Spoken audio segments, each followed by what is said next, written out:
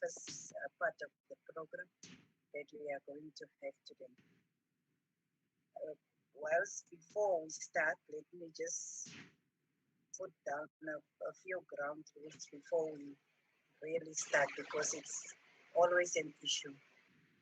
If at all you are speaking on the platform, and if it's possible, put on your video, because this will be a direct broadcast on 408 on channel 408, the parliamentary television channel. If you are not speaking on the platform, please by all means mute your microphone. It's important for us that you should mute your microphone so that we don't have disturbances in our sound. So with that said, let us all observe a moment of silence for prayer or meditation.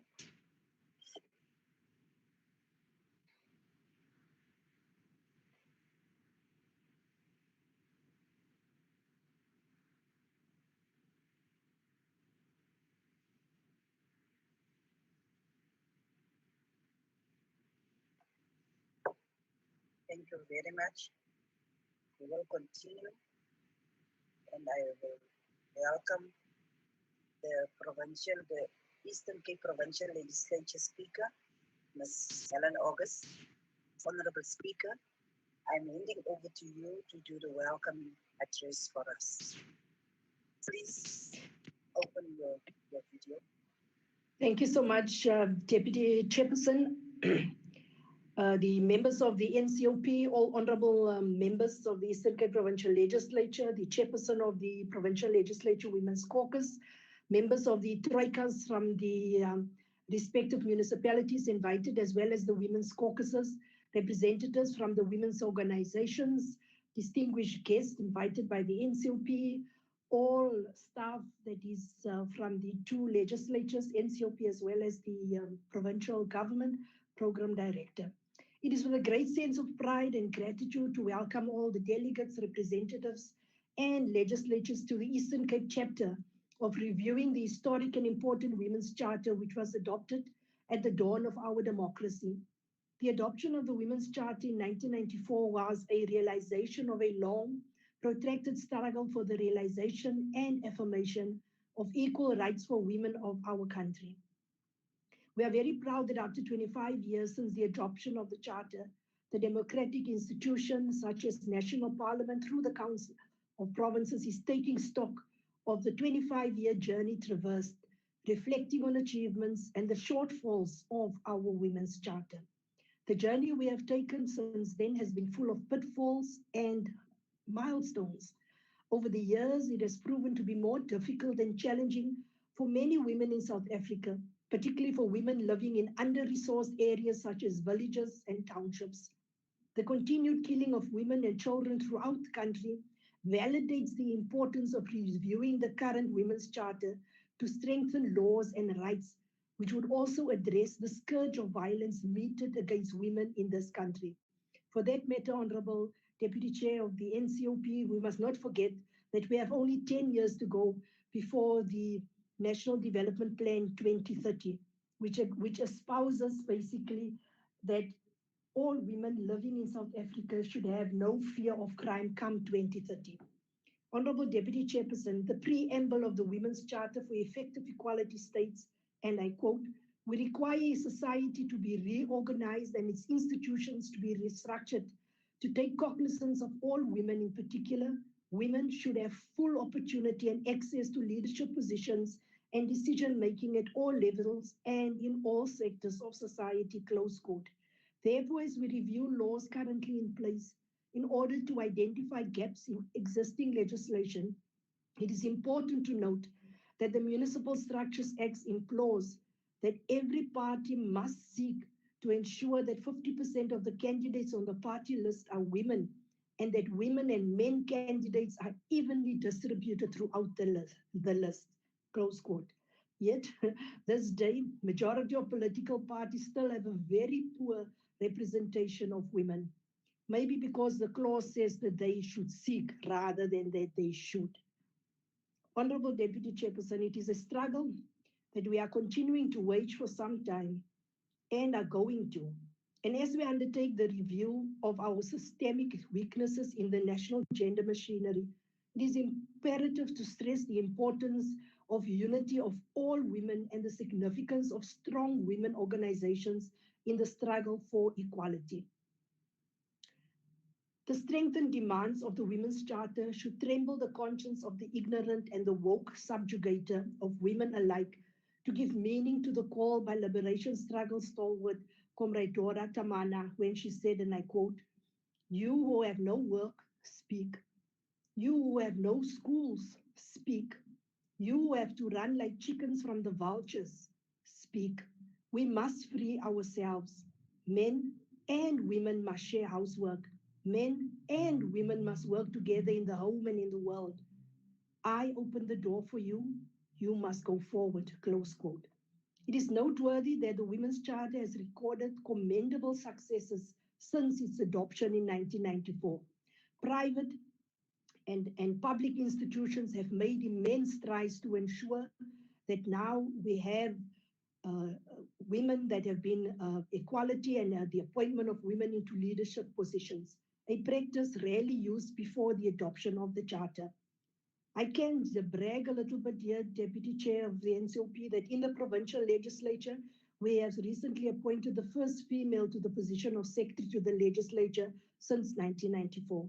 And we are also very happy as women that Parliament has selected the first female to the position of Auditor General of South Africa.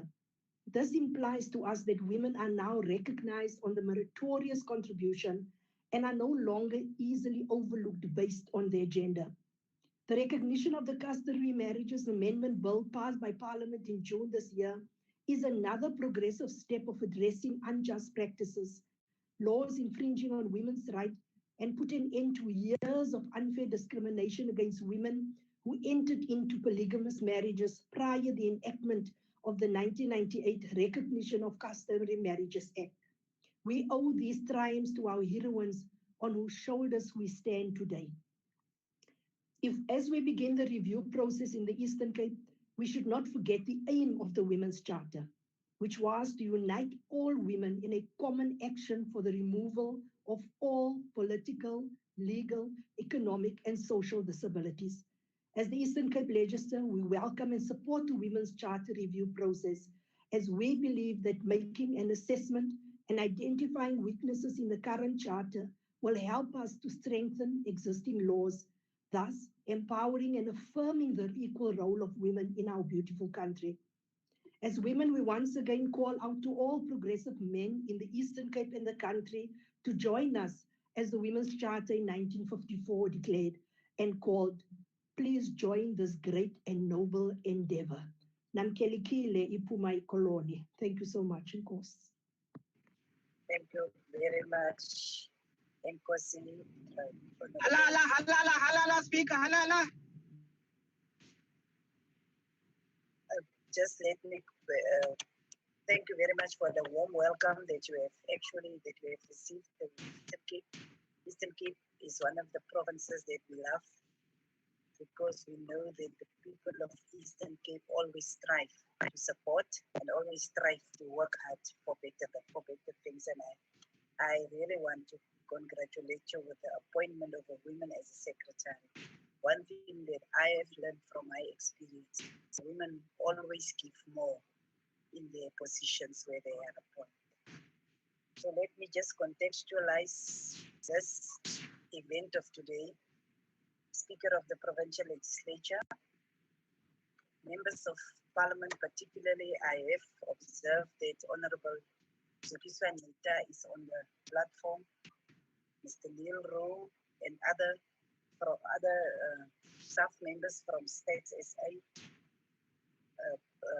Ms. Day from the Commission for Gender Equality, Ms. Nomonde Madubula of the Finance and Fiscal Commission, as well as those that are accompanying you. Ladies and gentlemen, our country is indeed faced with many challenges. And to achieve a society free of patriarchy and sexism, the country must undergo a paradigm shift with regards to how people relate to one another. We have entered a critical period of transition. Indeed, one of the key objectives of this process is the centrality of advancing and implementing the ideals of South Africa's transformation project. Furthermore, we must also equally acknowledge the intrinsic value of South Africa's democratic evolution, particularly in relation to the realization of gender equality. This requires a fundamental review of what has now become acceptable norms and standards, which are deeply embedded in the social and cultural fabric of our society. Like it was already said that 2019 has marked 25 years since the adoption of the 1994 Women's Charter for Effective Equality, a charter that provides both scope and context for the review and analysis of the entire women's rights regime. The Women's Parliament of 2019 initiated strategic discussions around all matters of policy, legislation, and structural arrangements and entrenched impediments to gender equality in South Africa. The provincial review sessions that we have undertaken to review the efficacy of structural engagements in place, particularly as they pertain to the national gender machinery, gender budgeting processes, and related matters. I can now proudly say that we are starting the process with Eastern Cape as the seventh province that we are touching with the review of the Women's Charter. But we have also, in actual fact, preempted the fact that South Africa is going to adopt a policy position where delivery and governance is going to be done through a district development model. And we have then started to review our process, to take our process to the districts in the country. As we are busy today with the 3 districts in the Eastern Cape, of which we are going to continue in the next 2 weeks to make sure that we conclude with the other districts that we cannot touch today. This review process seeks to crystallize a collective 3-sphere response on all matters that relate to gender equality. Through this process, we also seek to advance strategic conversations that will provoke a shift in cultural norms and standards to improve the status of women across all corners of our society. It's a formidable task, but it is necessary. It will determine our ability to bring our revolution to its full stature, unleash its full potential, and show its true meaning towards directing necessary equal relations between men and women. Poverty is a major problem for women in South Africa.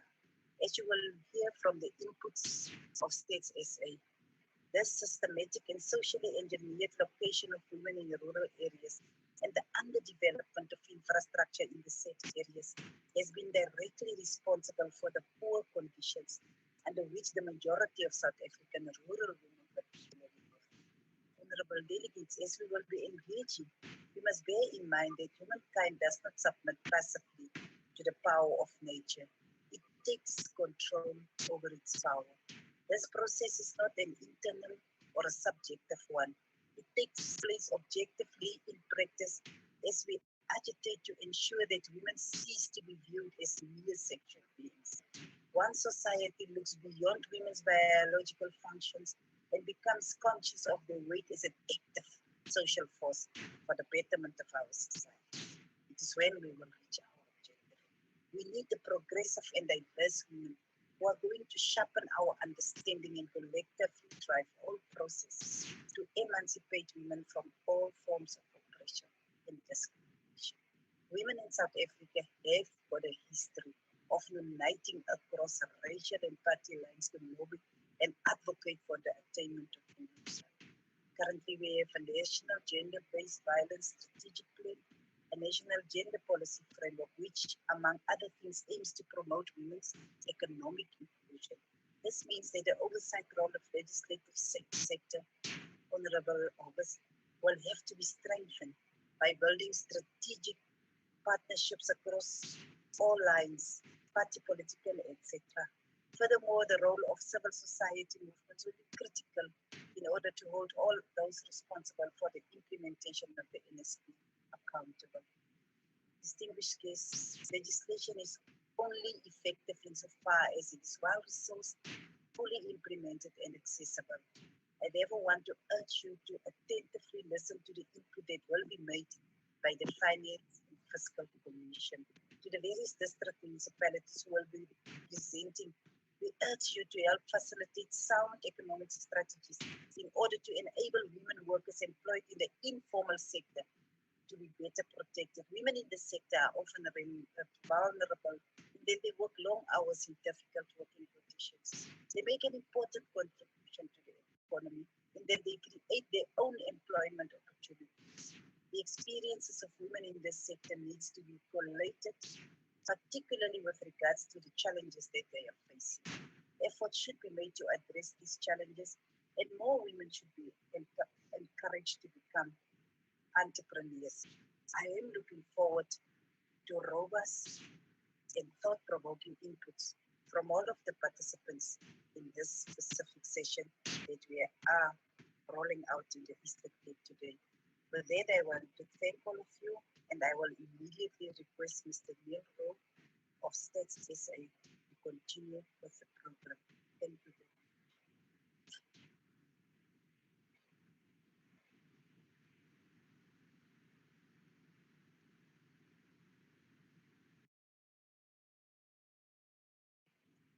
Good morning, ma'am. Sorry, good afternoon. Good afternoon. It's fine. I'm lekker te mekaar. Let me just share this presentation, ma'am.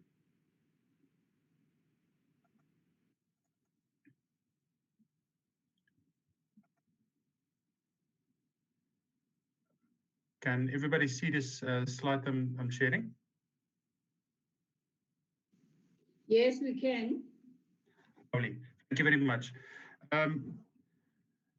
Yes, good afternoon to everyone. We are doing a presentation today on Nelson Mandela Metropolitan Amathole district and also the Chris Hani district. And as you can see in one of the slides that we're going to show shortly, these are actually very different districts in many regards. Of course, besides the one that one is a metro, there are also significant size differences and also distribution of population and so forth. I think, however, as we always do, we start out with the population of South Africa as a whole. And we're saying that there are 60 million people in South Africa, as estimated by the mid-year estimates that was published in July this year. Of that 60 million people, approximately 6.7 million people lived in the Eastern Cape as a whole, making it the fourth largest province, containing about 11% of the total population. As you can see, it makes it slightly smaller than the Western Cape, which had basically 7 million people. Of course, these two provinces are linked in another regard, in the sense that there are a lot of migration between the provinces. I think it's important sometimes, although we don't elaborate it in this particular presentation, I think it's important to just note one thing. Often we hear about all the migrants that are moving to the Western Cape. However, migrancy is a much more complex process than that. It's not always one way. There are always two-way processes, people moving temporarily somewhere or even permanently, but there are always a link back to the province of origin. As you'll see later also when we look at a main source of income, and particularly the role that remittances play in particular the Eastern Cape society as a whole. Again, looking at a distribution of the population across the districts, as I've mentioned earlier, you can see here that the Nelson Mandela Bay metropolitan area make out about 18% of the total population of Eastern Cape. Now, strangely enough, there's one district that's got a larger population, that is the Amateurish district, at 23%, which is of course a much larger district, which we'll talk about at the next opportunity. However, the two other districts that we're talking about today, the Amathole district, which have about a population of about 12%, and then the Chris Hani district municipality at about 11%. So as you can see, Nelson Mandela, therefore, the second largest district in Eastern Cape, and probably also, of course, the largest economically speaking. In terms of the population distribution, males make out 47% of the total population, compared to about 52.8% of females in that population. And this is probably in line with what you'll normally find in South Africa, for instance, and most provinces and districts. However, the male and female difference is a bit exaggerated, and that's probably again because of the high outmigration that you find, particularly about in the movement from Eastern Cape to Western Cape and other provinces, and particularly amongst males. That said, I think it's also important to just make a very brief side note that migration these days are not limited to males. Females are increasingly becoming as migrant as males, particularly as their education increases, and the skills that they can sell, and also their willingness and ability to access education and job opportunities become more. If you have a look at the districts that we are talking about here, we can see Nelson Mandela particularly, 47% or 48% are male. The same for Chris Hani, it's about 47.4%, and then Amathole, it's 47.4%. The two smaller district municipalities, of course, probably higher out-migration than the Nelson Mandela Metropolitan Municipality, which is probably a slightly larger recipient of migrants as well. Looking at the living arrangements, well, before we get to the living arrangements, perhaps the distribution of population, we find that in the Eastern Cape as a whole, about 11.4% of the total population are 60 years and older. Now, I think that is a very important point. That's, as you can see, if you look down the list, this is the highest percentage, or the province with the highest percentage of 60-year-olds. If you have a look at the youth and adult population, you find in the Eastern Cape that 52% of the population were between the ages of 15 and 59, making it the second smallest population in terms of the population in their working ages. And then, of course, children, about 36%, which again is one of the largest percentages. Now, this tells you that relative to other provinces, the province itself probably got a slightly smaller percentage of people in their working ages, again supporting the observation of high outmigration, particularly from the Eastern Cape. Eastern Cape, of course, is not alone in this. You find a lot of other provinces like Limpopo, for instance, and also parts of Northwest, which people are drawn to Gauteng in this case. I think it's still a very important point, which is also emphasized in the next slide, where we look at the living arrangements of people. If you have a look down at the very, very bottom, you see that 33%, that is 1/3 of all children, didn't live with either their mothers or their fathers.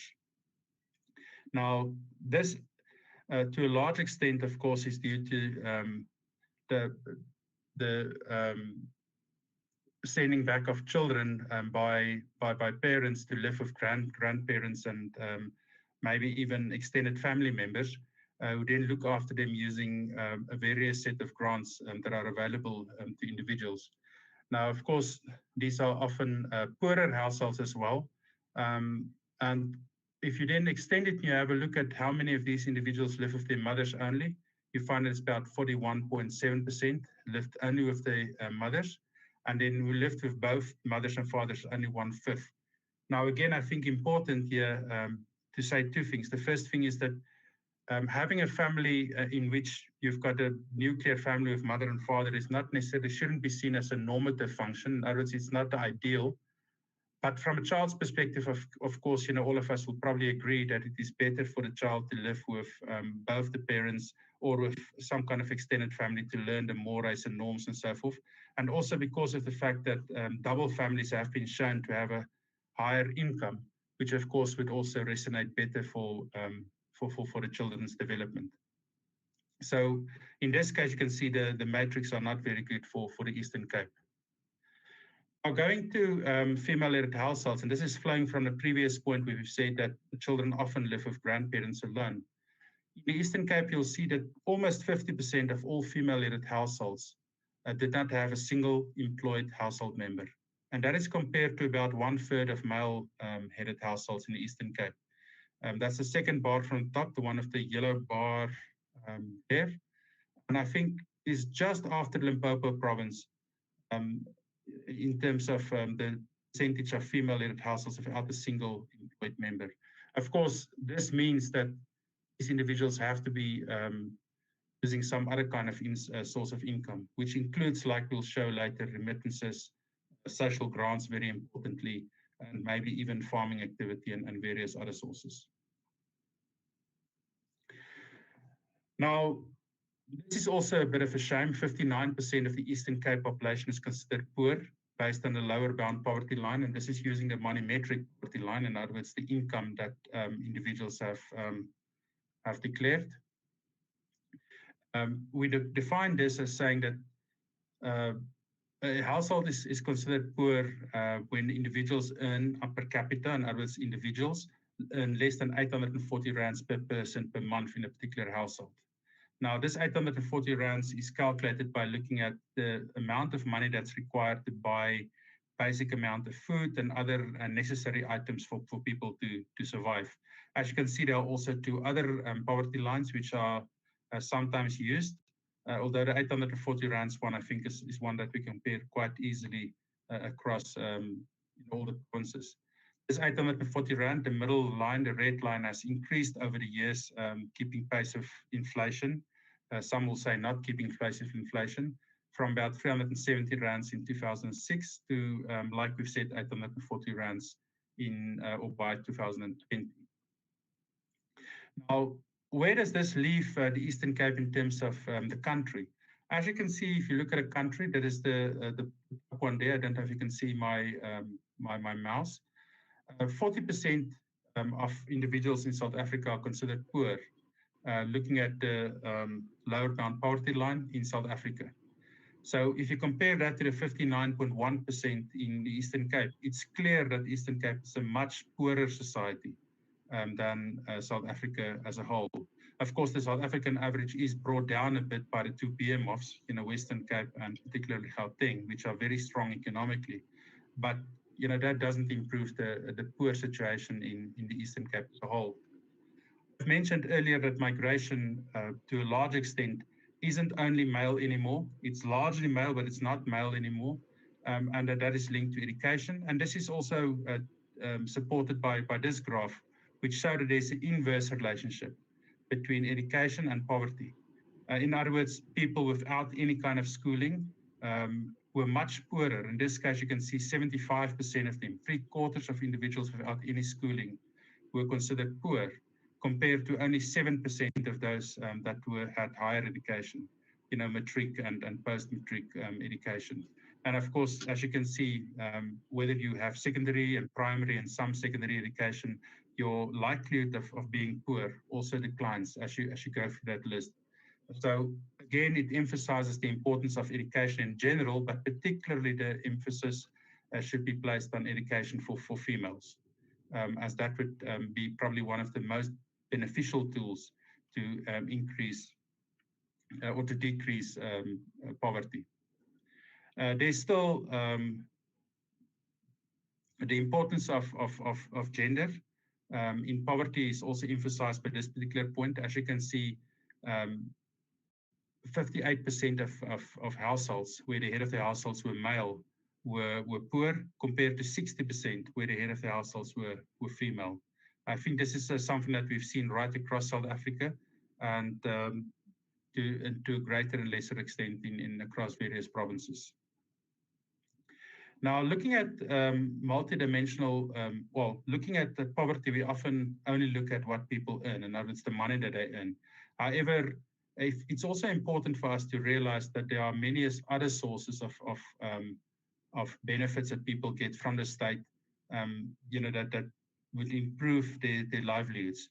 And this is measured by using the South African Multidimensional Poverty Index, the so-called SAMPI. If you look at a SAMPI, these are the indicators that we normally look at, and we've mentioned education now. This is access to education, and then this is reflected in years of schooling and school attendance. But also we're talking about the things that influences people's living standards. In other words, access to electricity for lighting, heating, cooking, whether people have safe water supply, whether people have access to improved sanitation services, whether people live in adequate housing. Also, of course, whether people are employed or not. Now, that's not purely a function of government, but that is facilitated by government. And also then, of course, what kind of healthcare people have access to. And this is often measured in terms of child mortality, children 0 to 4 in particular. As you can see here, The rate for Eastern Cape is much higher, and you can expect that, given the higher poverty level using monometric measures than that for South Africa. In fact, it is 12.7% in the Eastern Cape versus 7% for South Africa. And although it's declined over the years since 2001 when it was first measured, it is still much higher than that for South Africa. And it will probably have, after COVID pandemic has dissipated, it will probably have increased more. Now, looking again at the poverty rates, okay, I'm sorry, yeah.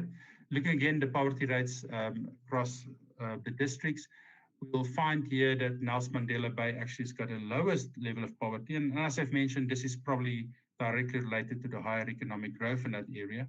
And then also that Amathole and Hani, the other two ones that we're looking about, are probably mid-table, but both of them are exceedingly high, 18.7% and about 16.4% in terms of the multidimensional poverty. I'm going to skip this slide, but this slide essentially, when you receive the slide shows, you'll see that this slide essentially just shows the contribution of each and every one of these variables to the overall SAMPI score. And as you can see, unemployment makes by far the biggest contribution, followed by schooling and then sanitation and then child mortality, the bottom one. This is a slide I've spoken about earlier, and this slide essentially refers to what is the main source of income that were given by households.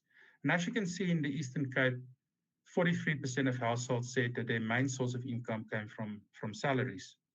However, and this is very similar to Limpopo, and I think another thing important here is that it's the second lowest percentage. However, what is particularly notable is if you have a look at grants, 35%, more than 1/3 of households in the Eastern Cape indicated that their main source of income came from some kind of grant. And these would include old age grants, child support grants in particularly, and then less so things like foster care grants and so forth. 12% of households indicated that remittances was a major source of income. Again, underscoring the idea that a lot of people migrate out of the Eastern Cape, particularly people in economically active years, to look for work and income elsewhere, and they then send it back. Another important point here is to see that only about 6% of households had other source of income as their main source of income. This is important because this other source of income normally refer to people who start businesses or people who start and sell some of their own agricultural produce, which is a slide that we'll show a bit later as well. In terms of service delivery, and you'll remember when we looked at a SAMPI, service delivery is exceedingly important to improve people's quality of life. We find that in Nelson Mandela Bay, about 92.5% of households lived in formal dwellings, opposed to about 6.9% in informal dwellings. If you have a look at Amathole and Hani, you find that formal dwellings is only about 56% and 56.3% respectively. That informal dwellings were about 5.3 and 2.9%. What is not shown here is that what we call traditional dwellings would probably make up the rest of this, and which will make sense, of course, because these two are largely rural districts. In terms of female-headed households, we also find that these two, Amathole and Hani, are by and large female headed by female heads. And Nelson Mandela Bay, we find that it's about 42%. Average for South Africa is about 58%. So this is significantly above that.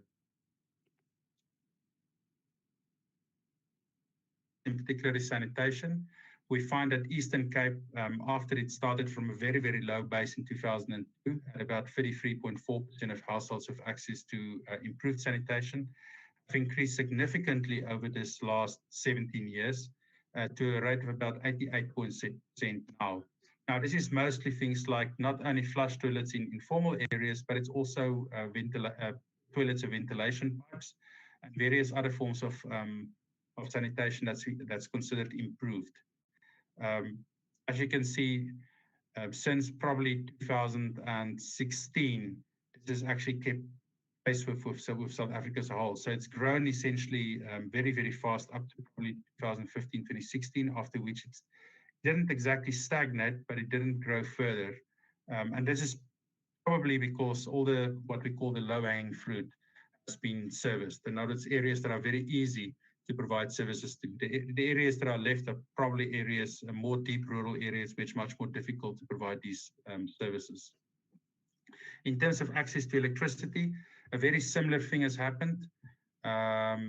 We can see that Eastern Cape has grown in 2002 from 55% to about 87.4%. For the first time, exceeding the South African rate probably in 2016 or thereabouts. Now, again, re-emphasizing probably access to water, electricity, and sanitation, and then looking at the districts by themselves in this case, we see that about 98.7% of households in Nelson Mandela had access to running water or tap water, compared to Chris Hani and Amathole, which was 70% and 82% respectively. Electricity is relatively high, lowest in Amathole at 83%. And then sanitation, I think the one that immediately leaps out is Amathole, only 24.5% had access to a flush or a chemical toilet, whereas in Chris Hani, it's 42%. I think it's important here to just mention this excludes toilets of ventilation, which is really the stock standard in the Eastern Cape. Now, females, of course, as we all know, are at higher risk of poverty and social exclusion, and as we've also seen in many of our slides now, and that's not only females as a whole, but also female-headed households and all children that are contained and elderly people that are contained in those particular households. I think at a very positive point in terms of the Eastern Cape is that something like the General Household Survey has consistently found that households in the Eastern Cape have had the highest participation in agriculture. You find here that 28%, 27.9% of households in the Eastern Cape have participated either in small-scale agriculture, planting, but also particularly tending cattle, sheep, and various other things. And this, of course, in stark contrast to the more rural provinces, Gauteng and Western Cape. However, and I think one of the things that are positive here is that if you have a look at the Eastern Cape, this is not always shown in terms of how much hunger those various households experience. As you can see here, about 23% of households in Chris Hani, and probably about 24% of households in Nelson Mandela Bay said that they were likely to run out of food, run out of money to buy food. The important point here is actually just to see that in particular Nelson Mandela Bay is the case for about 26.7% of households versus only 22% of males. So your female-headed households are more likely to run out of money to buy food than your male-headed households. And of course, again, this has to do with smaller percentage of those households that have an employed member, and also the fact that they are completely dependent on social grants and various other social assistance, remittances perhaps, and also something that we haven't mentioned here, and that's the fact that your female-headed households are normally larger than your male-headed households. Of course, it contains more children and various other individuals that live in those households. In terms of suffering from hunger, we find that 9.6% of Eastern Cape households, female-headed households, said that they suffered from hunger in the previous year, compared to about 6% of males. This is not the ideal statistic. However, if you compare it to the rest of the country, you can see that it's much lower than the percentage of households in Western Cape, KwaZulu-Natal, Northwest. This is directly associated with the fact that many of the households in the Eastern Cape participate in some kind of agriculture. So they could make up a lot of the lack of money with own produce. It doesn't seem to be that widespread, but it's, I think, a very, very important factor in this slide. Very, very last slide before we end deals with a question that we've asked on whether people have ever experienced sexual violence or ever experienced any kind of physical violence. As you can see in the Eastern Cape, unfortunately, 31.6% of females ever experienced physical violence. And this is by far the highest percentage compared to all the other provinces, much higher, for instance, in KwaZulu-Natal or Gauteng, which is a bit of a blemish, I think. Whilst about 6.7% of females in the Eastern Cape admitted to have experienced sexual violence. I think just a warning flag here, one just need to emphasize that this is probably an underestimate. We have mostly found that in terms of social surveys, people tend not to be completely honest in this because they are often afraid to implicate maybe the breadwinners or family members and so on. This is by itself, I think, a very important figure to have a look at. And with that, I thank you very much, ma'am and colleagues. Thank you very much, Mr. Rowe. As always, you assist us a lot to understand the dynamics around our provinces. We will continue with our presentations, and we will receive an overview from the Commission on Gender Equality, and we will give the Commissioner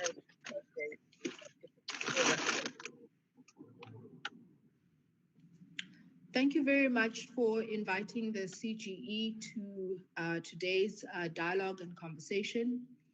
My purpose here, I saw that the mandate that we were asked to fulfill today was very specific to two particular districts. But I think that as I explained the role of the CGE and our work, then perhaps the participants and honorable members will begin to understand why what we are going to provide today is not specific to the districts that were mentioned, but rather a broad overview of the Eastern Cape and the trends of violence against women and the impact that it has had against women and minorities. Safe to say that I would like to begin with a few preliminary notes on the Women's Charter in terms of how we can begin to understand and reframe it to address contemporary issues. I do want to note that it is very lacking in an inclusive understanding of who are vulnerable women. For instance, it doesn't mention sex workers. It doesn't mention women who have been in prison. It doesn't mention women who really are homeless or exist in positions of precarity outside of families, outside of children. Most of the time when we have these conversations about and you look at the vulnerability of women, we often look at women in relation to children, women in relation to households. And so this disallows or disables us from really considering those women who do not exist in relation to those traditional frameworks in how we understand women to exist in society. For instance, there isn't much on lesbian women and the violence that they experience, particularly Black women living in townships. We know that there's a lot of violence that they experience. There isn't a lot on the imprisonment of, lesbian, bisexual, transgender women. And we do know that they experience a lot of police brutality as well. So these are some of the questions that we might need to explore in order really to come back with a document that is truly inclusive and that is reflective of the demographic of women, both in the Eastern Cape and in South Africa in general. I will take this moment to ask Mr. Neil to please provide an aggregated, statistical, average of how many that violence in relation to, sex workers, in relation to LGBTI persons. So it is important who we consider the vulnerable woman is very central to our consideration as the CGE, and we want to expand on that. And we hope that you will then see the logic in making those expansions. My presentation is on my other laptop and I'm logged in with my iPad, but my presentation, I'll make it available should somebody want to have access to it. So the CGE is a Chapter 9 institution, and it is mandated as per the Constitution to investigate and to conduct, public interest litigation that relates to gender. We're also involved in the South African, legal and policy reform. We also utilize a lot of regional and international human rights and women's instruments. We also hold investigative hearings on transformation. We've conducted those in relation to higher education, the public sector, SAPS, and various government departments. You may know of the recent sterilization report that the CGE published on the forced sterilization of Black poor women in South Africa by the Department of Health. So those are the kinds of investigative and policy interventions that we are mandated as the CGE to conduct. We also partake in legislative reviews and also ensure that these legislative reviews speak to the factual information that we found on the ground. So the Constitution, we know, recognizes the rights of women, the right to equality. We also, in terms of our mandate, we under Section 187, which requires the CGE to promote respect for and the protection, development, and attainment of gender equality. So you can see even within the constitution of this country, women are a central part of our understanding of what equality looks like as a country. Our vision is to, ensure a society free from all forms of gender and gender oppression and inequality. And our mission is to promote, protect, monitor, and evaluate gender equality through research, public education, policy development, legislative initiatives, and of course, as I mentioned, litigation. I think that it's very important to understand that we work within the South African legislative framework, and we also utilize regional and international human rights instruments. So it's sort of like a constellation of legislative instruments that we utilize to hold not only the public sector, although I'm sure a lot of my colleagues in the public departments might feel we're a bit too hard on them, but also we've intervened in the private sector as well. We have a mandate to intervene and ensure gender equality in the private sector as well. And we've conducted hearings with respect to gender equality in the workplace, and those reports will be forthcoming. Several of our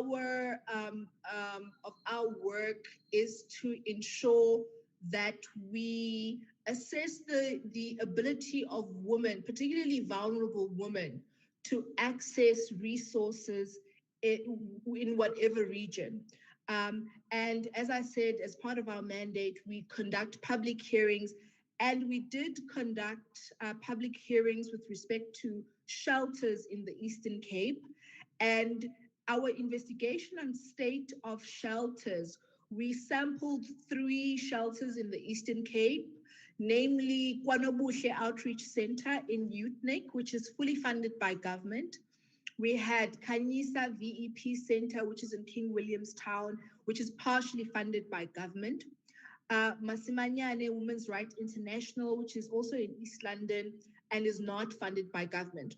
And what we found generally, and this is not unique to the Eastern Cape with respect to shelters, was that what is happening is that a lot of the shelters are privately run. And what do I mean by privately run? They are run by non-governmental education organizations, pardon me. And what that means is that the Department of Social Development then grants money towards the upkeep of these shelters. However, the issue with that, with having a key and critical resource run by a private entity, is that it is not subjected to stringent requirements of equality, human dignity, and the right to human dignity. And what do I mean by that? We found that in some of these shelters, There was lack of access for lesbian, gay, bisexual, transgender women. There was lack of access in terms of sex workers as well.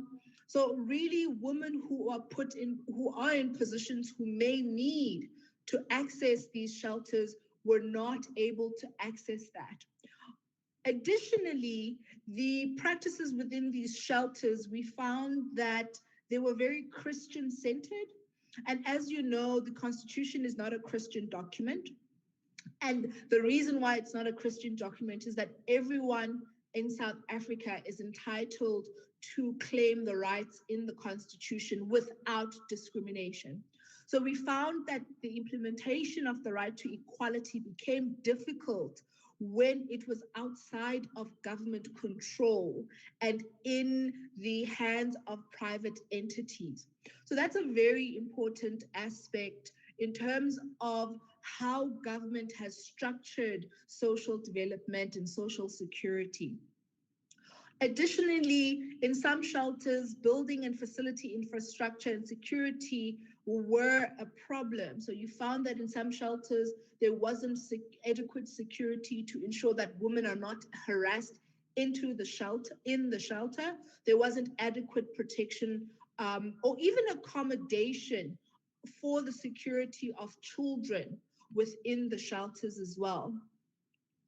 Other concerns within the Eastern Cape were the handling of sexual harassment complaints, even within government departments, and also the lack of appropriate, the lack of appropriate policies in place that deal with sexual harassment in the workplace. We found that the ways in which the investigations that were done when a complaint came of sexual harassment did not protect the privacy of the complainant. There wasn't necessarily an ability of the complainant to ensure that the sexual harassment ceases and that the sexual harasser does not continue with this behavior. So the idea was that, well, everybody's innocent until proven guilty, and if we treat this alleged harasser any differently, then we will be already presuming guilt, rather than understanding that where a complainant has placed a complaint of sexual harassment, there needs to be protective interventions in place in order for the complainant to feel safe and to continue working in their place of employment. Another issue, particularly with sexual harassment, was that it often framed sexual harassment as a heterosexual occurrence. So, for instance, there weren't policies that really understood that there could be ways in which sexual harassment could be perpetrated against a lesbian, for instance, without necessarily having the heavily sexually laden content that often is looked to within a heterosexual dynamic. So also those were issues. Additionally, the Eastern Cape is a very unique space because it is a healthy mix of urban and rural.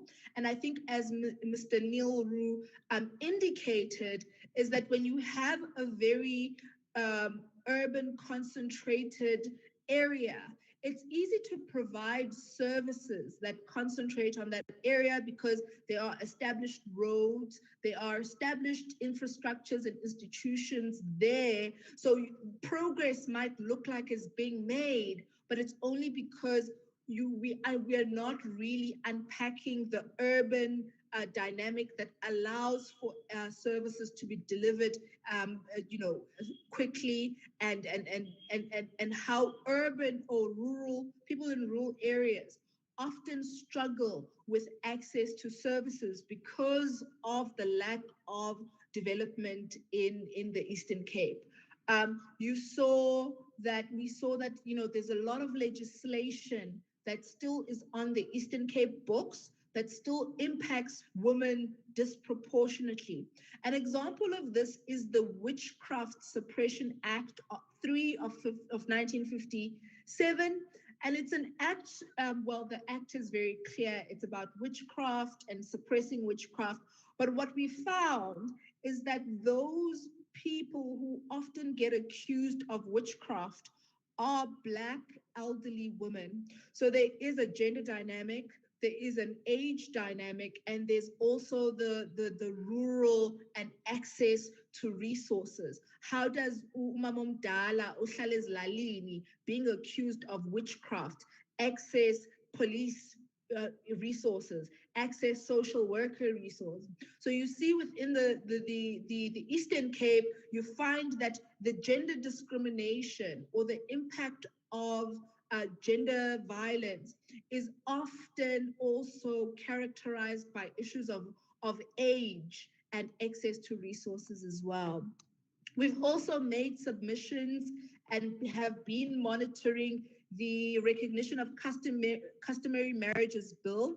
I think that it's very important. Umama wam as well was married in terms of traditional marriage, and in terms of who registers a marriage, whose consent is required in the registration of a marriage. Those are really important aspects that still put women in very vulnerable positions, particularly in rural areas of the Eastern Cape. And of course, there's issues around transformation of the judiciary. We've also made submissions, and something that has impacted a lot, particularly within the Eastern Cape, is the Traditional Framework Governance Act. I think that it's very important that we understand what that means, particularly when it comes to land rights for rural women. There has been slow progress in the inclusion of women in their ability to claim land rights, particularly in rural areas. And the new governance framework that has been put in place, potentially bringing in traditional courts, potentially further excludes women from accessing real rights that are not biased and discriminatory from a gender level. So I think that that's one of the acts that has, it's not a bill anymore, it's an act that has come into force that the implementation of which we are mandated to monitor, and we will be monitoring it. It is something that needs to be considered. Women's rights with respect to land, particularly in the context of marriage as well. I think those are the intersecting issues that come from both the Recognition of Customary Marriages Act and the Traditional Framework Governance Act, and the use of traditional courts as a primary mechanism of conflict resolution. The traditional courts will be responsible also for divorce disputes, property disputes between couples as well. So it has wide-ranging implications for the province, particularly because it's a rural province. Sorry, that's my timer. So there are also issues that we are investigating, particularly in relation to the economy and gender transformation in the procurement sector, and whether policies exist on women and their participation in the public sector, also addressing institutional and systemic barriers to women's economic progress and access. That's very important.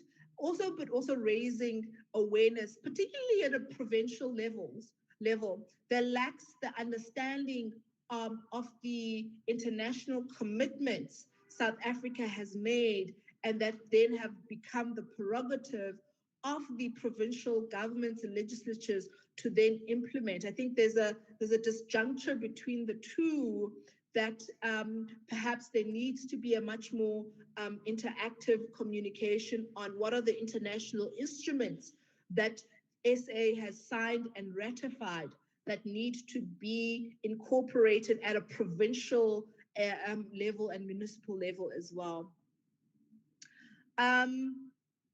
So, I mean, the issues that I've noted range at multiple levels. It involves, you know, issues and departments that are different different departments and different issues. But the central thing that ties them is that when these departments, when these issues are not addressed, women are the primary are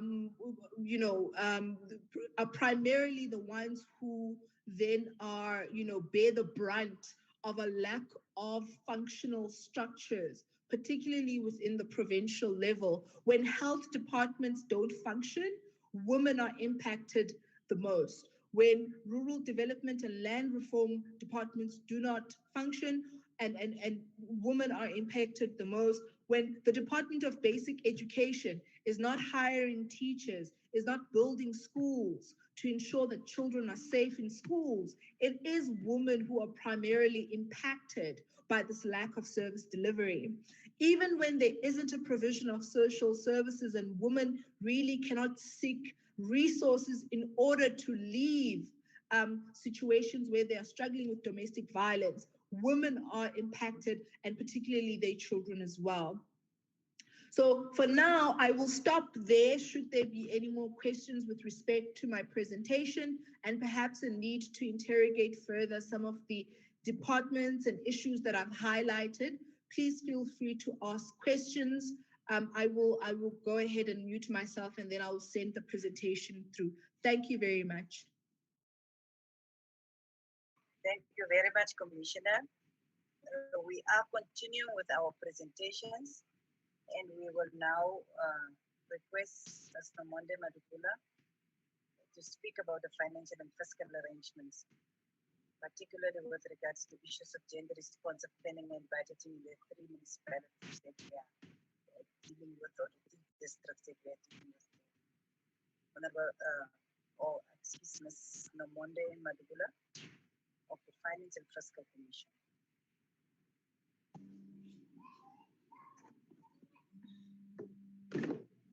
Thank you, Chair. Afternoon, honorable members, as well as colleagues. I will also take you through to the presentation. Thanks, Kevin. Please, next slide. And the next one. I will just touch on the role of the Financial and Fiscal Commission, the study that the FFC has done, as well as the recommendation and some concluding remarks. As we all are aware that FFC is an independent constitution body established in terms of the constitution. Mainly its mandate is to make recommendation to all the 3 spheres of government and other organs of state. Next slide. Next slide, Kevin. It also says the same thing. Here, I will just touch on what Neil has touched on, that despite government commitments to gender equality through various policy and legislative measures, including the anti-discrimination legislation and employment equity policies, unacceptable gender inequality still exists in the country, with the burden which is mainly felt by Black female-headed households than the male counterparts. Next slide. And next slide. Neil has touched on this one. Thank you.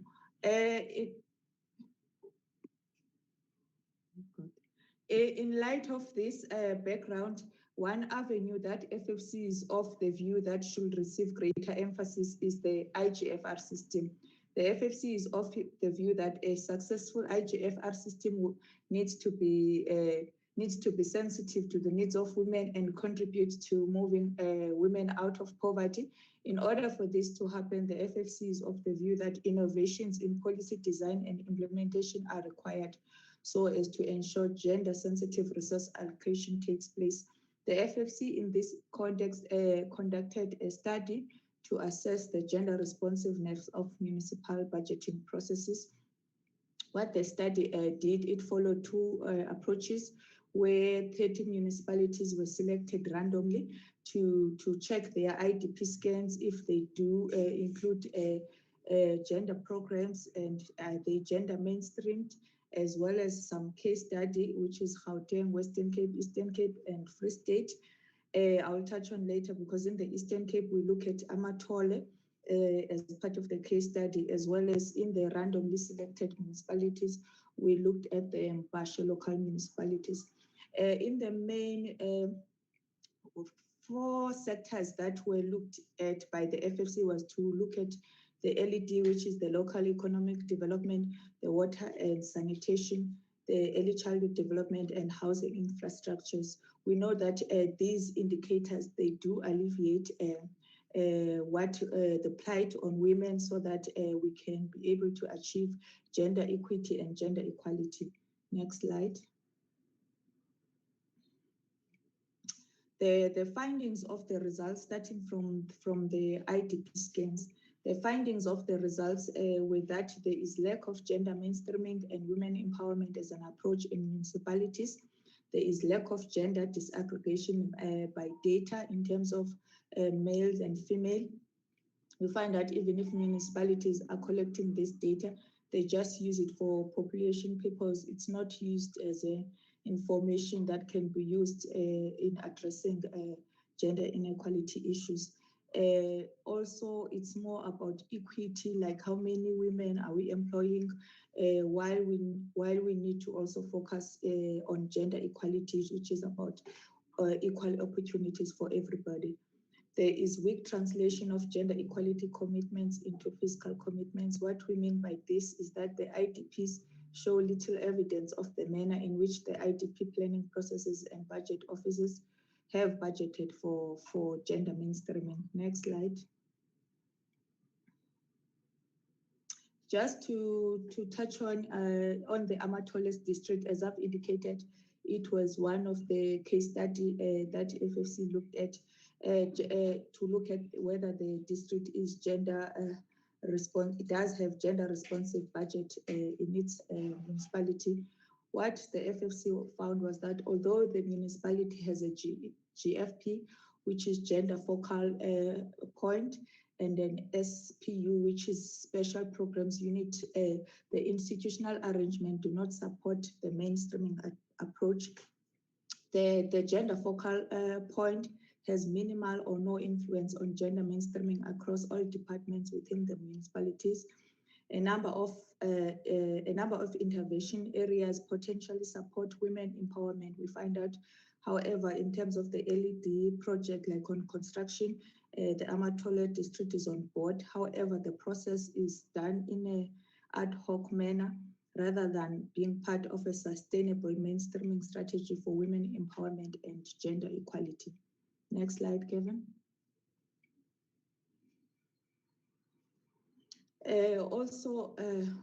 The question is, why is gender responsive budget absent in the Amathole district municipality? The FFC found in the case study that the institutional arrangement in Amathole district do not support the gender equality agenda, while on the other end, officials have little or no knowledge of gender mainstreaming, making the gender responsive budget difficult to attain. Also, we found that most of the programs that take place are calendar events, and then after let's say it's Women's Day, after that, it's not carried on so that it can be monitored to see whether targets has been met. After that, it will also be conducted again next year. Next slide. These ones are just the general findings from the case study. Also, in general, it's not only happening at the Amathole district municipality, or in general, mostly from the case studies that I've mentioned earlier, there is poor translation of national agenda on women empowerment and gender equality into local government programs. There's also limited sex disaggregated data. As I've also mentioned, that gender discourse is event-driven, After the Women's Day, then it will be done again next year. There is lack of gender budgeting training and capacity building for decision makers, as well as poor institutionalizing of gender responsive budgeting. You find that in the strategies of the department, they don't have programs on gender mainstreaming. Then it becomes hard for them to be able to implement if it's not available at a strategic level. There is also absence of analysis of the gender impacts of existing revenues and expenditures. Next slide, Kevin. Also find some of the reasons for limited gender mainstreaming and gender budgeting at local level, which also include the Mbashi local municipalities under the Amathole, was that there's absence of an approved gender policy across all municipalities. There's absence of a municipal gender mainstreaming strategy. Personnel, that means those who are supposed to be making decisions, and the budget officers, those who are supposed to track expenditure to see whether targets have been met or not, have limited knowledge of this gender mainstreaming. Also, gender equality indicators and the collection of gender disaggregated information is limited, as I've indicated that some of the equality indicators that needs to be looked at are projects that are related perhaps to water and sanitation, LEDs project, ECD project, as we know that these projects, they do alleviate the plight that as women were faced with. Next slide. I'll just focus specifically on Amathole, but at the end I will also have the general recommendation that apply across. But in terms of the Amathole, based from the findings that I've indicated earlier, the FFC recommended that recommendation for gender responsive budget for Amathole to be able to move forward. Gender mainstreaming in the Amathole district is a poorly understood concept, and gender responsive budget is absent. The municipality needs to determine the role of the district in providing the necessary support and monitoring thereof on gender mainstreaming within the municipalities as well as local municipalities, as well as provide the necessary support to the gender focal point. And under the special programs unit, as I've indicated that the Amathole have this, but it needs support so that it's able to implement the gender mainstreaming across the municipalities. Next slide. In terms of the recommendation as well on the Amathole, the FFC is of the view that in order to ensure that the gender focal point it has sufficient capacity to provide for gender responsive budget. I think it's based from the previous recommendation, the point that I've indicated earlier. Also, FFC is of the view that in terms of the recommendation, there is need for training of decision makers, especially officials and political principals in gender mainstreaming and gender responsive budget, develop a gender policy and gender mainstreaming plan of action, train implementers and budget officials in gender responsive budget and planning, and develop a reporting mechanism that include sex disaggregated data between the males and females, so that this information can be used to target on what needs to be done in terms of gender responsive budget, instead of the ad hoc or the current scenario where it's only used for population statistics. Next slide, Kevin, thank you. These ones are actually general recommendations across the national, provincial, and local governments. So the FFC, it tendered its recommendation, and on its recommendation, the FFC recommended that the national and provincial government should run gender budget pilots in few municipalities first and evaluate the results before wider application can take place. These pilots could be linked to ensure gender disaggregated data for key conditional grants as per the Division of Revenue Act. These conditional grants can be in the form of, we know that we have conditional grants in infrastructure, we have conditional grants on water, we have conditional grants on ECD. So the FFC is of the view that if it can be targeted like that, in a pilot level, it can be applied across once that is done. The national and provincial government should ensure municipal integrated development plans, institutionalize gender planning by sector, and include gender disaggregated performance indicators and targets, and provide gender budgeting good practice guides and toolkits. Also, the national and provincial government should provide guidelines for collecting the sex disaggregated data for budgeting process and ensure that municipalities have the capacity to analyze this budget from a gender perspective or lens. In terms of government response to this recommendation, government supported the proposal and it is of the view that it will end. Sorry, I think my battery is running low. It will ensure that the collection and allocation of public resources is effectively carried out and contributes to advancing women. The status of this, when this recommendation was tendered, was that the Department of Women is engaging National Treasury on budget and has indicators on gender responsive budget in its strategic plan. Next slide, Kevin, before my battery goes off. Thank you. In terms of at the local government should institutionalize gender responsive budgeting processes, which should be linked to the IDP.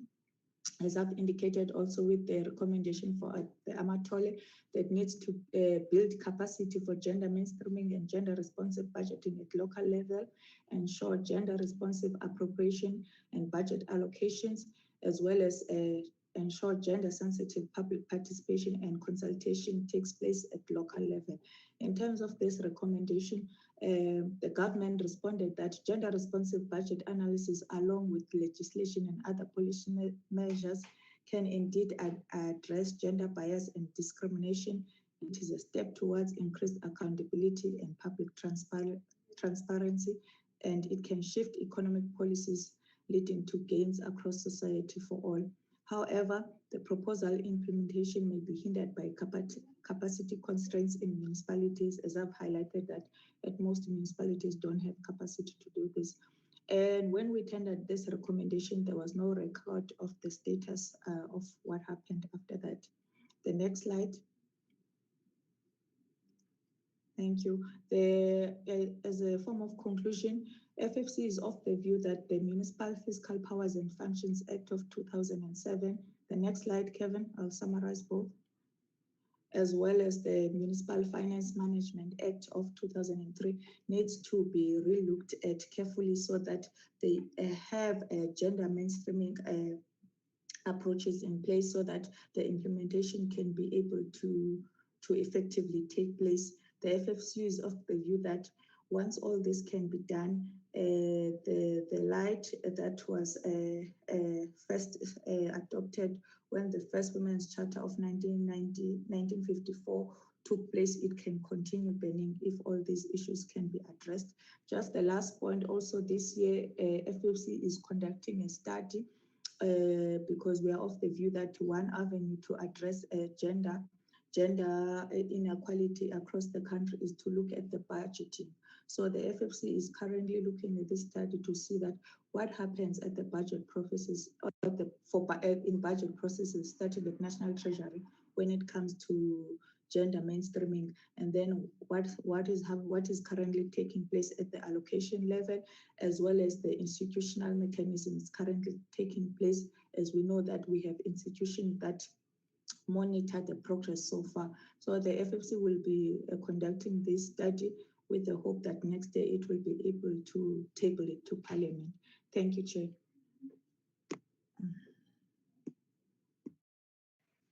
Thank you very much, Ms. Madhula. I think we are making a lot of progress, and also in terms of the programs that the FFC is undertaking, it's clear that we are making a lot of progress. I've also noticed that the Honorable Mandela, permanent delegate from honorable members, please mute your mics. Please mute your mics if you are not speaking.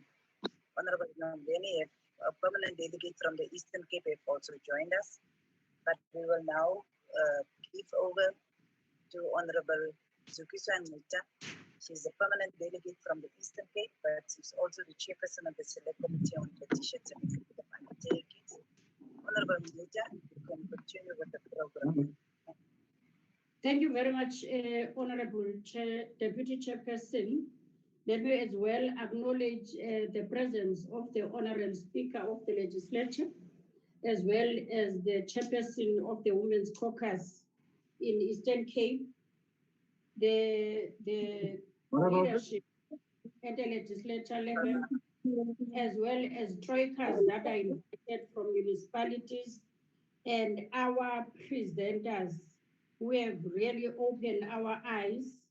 I am sure that there is one person who's jumping up and down in this meeting, Honorable Chairperson of the caucus, when he listened the analysis, especially at Amathole, how are the things happening? And I'm happy, Chair, the last presenter has helped us very much because they did the research, and after doing it, they were able to help us, Chair, to make recommendations so that when we go back, we know exactly the things that municipalities should do and also what we should oversight as caucus as well as legislatures and NCOP. Without wasting time, Chair, let me start with a disclaimer for apologizing for Chris Hani Municipality. I am told that they have sincerely apologized due to challenges of network. They are unable to be part of our meeting. We will then, without wasting time, start with Amathole District Municipality. And I am sure they've received the brief as to what is expected from them, the state of gender transformation in their municipality, and gendering of the IDP, gender response budgeting, gender machinery within the municipality, progress made in implementing each article of the 1994 Women's Charter for effective equality. That is what you are expecting from them to report to us in this meeting. Can I then, without wasting time, allow Honorable Councillor Mr. K. Maneli to take us through on behalf of Amathole District Municipality. Over to you, Mr. Maneli. Thank you very much, Program Director, Honorable Nita, Honorable H.M. Auguste, Speaker of the Eastern Cape Legislature, Honorable S.E. Lucas, Deputy Chairperson of the NCOP. All protocol observed. Good afternoon, ladies and gentlemen. It is indeed an honor and a privilege for me to be part of this Women's Charter review session in my capacity as the Executive Mayor of the Rural District Municipality of Amathole to provide improving the socio-economic status of women in the district of Amathole.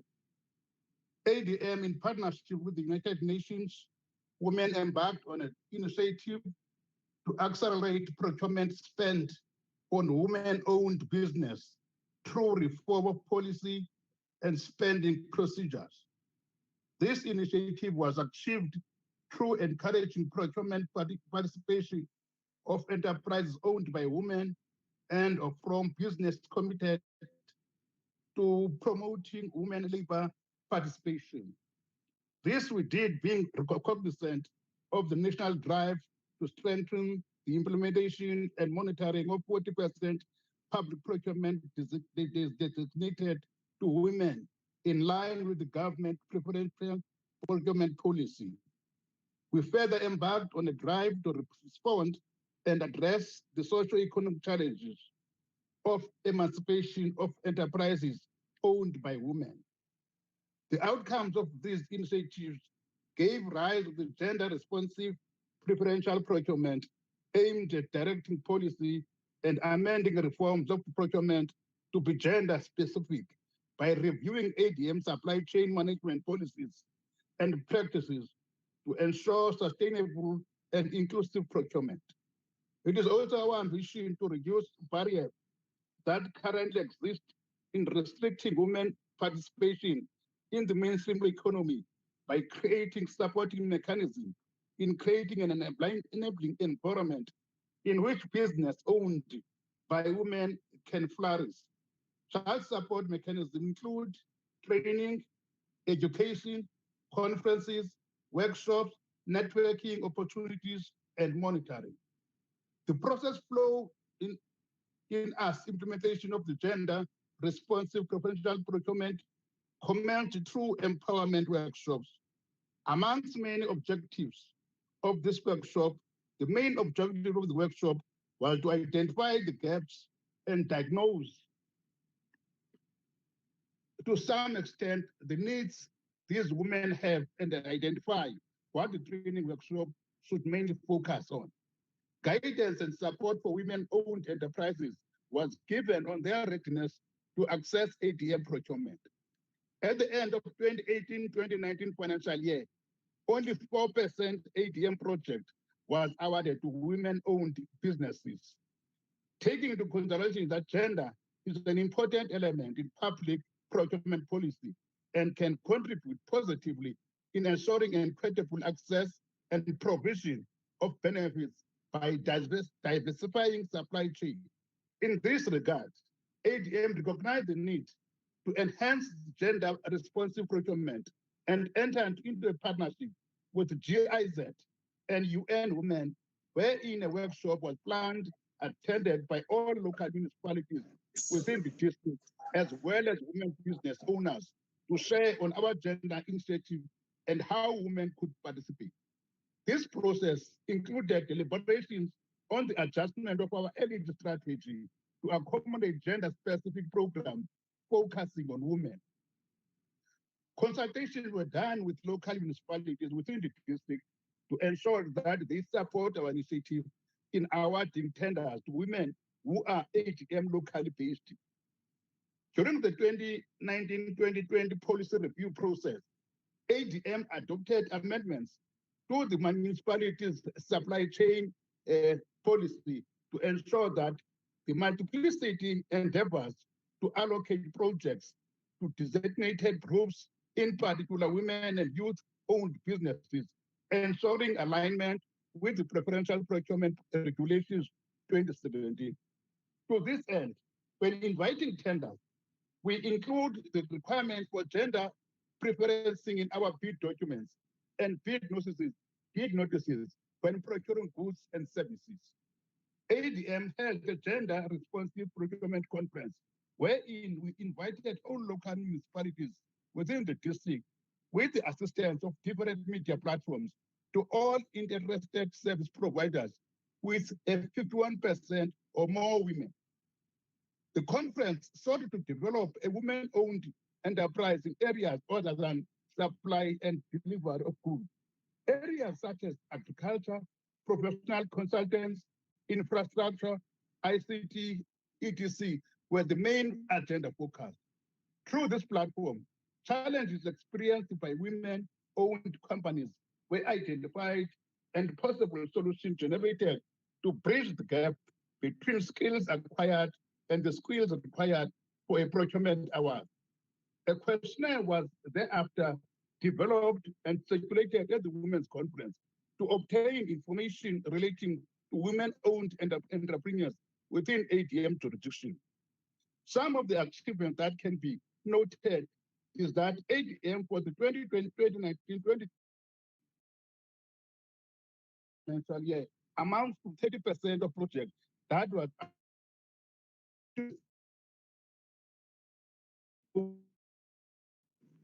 You are breaking, Honorable Mayor. Is it me alone who? During the end of the 2019-2020. I was saying sorry? You are breaking. Audible now. Yes, you are audible now. During the end of the 2019-2020. Thank you. During the end of the 2019-2020 financial year, not less than 18.55% of the projects were awarded to 50% and more women-owned businesses.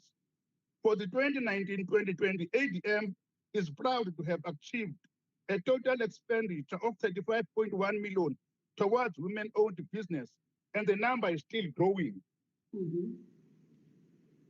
As at the end of Q1 of the 2020-2021 financial year, 57.14 was awarded to 50% and more women-owned businesses.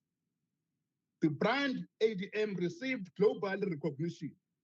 In 2019, we got invited to attend the SCM learning journey in Germany and Netherlands, discussing such as challenges and best practices on A, facilitation of sustainable public procurement within the assistance of e-procurement solutions, and such solutions are currently being implemented and others are in a process of being developed to suit all steps of the procurement cycle electronically, from market information, 1, 2, tendering processes, 3, contract management. B, how structured and transparent exchange with markets may enhance sustainable public procurement with e-procurement solutions as an instrument in this regard.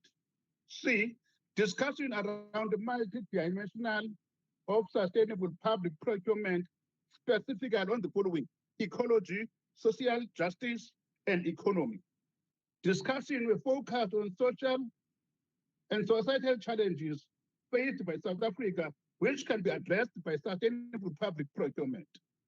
The effects of sustainable public procurement on level of specific value change, that is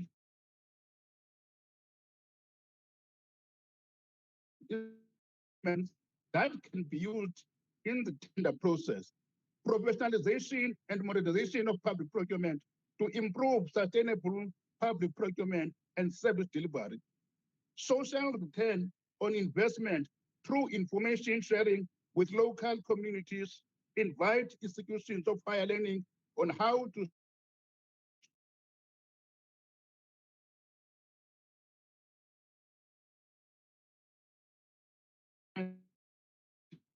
Again, you are breaking. develop. You are breaking again.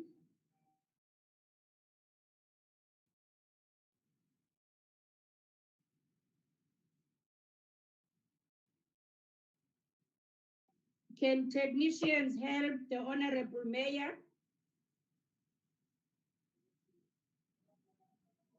We can't hear you, Honorable Mayor. Can you mute? Can you unmute? We're in trouble.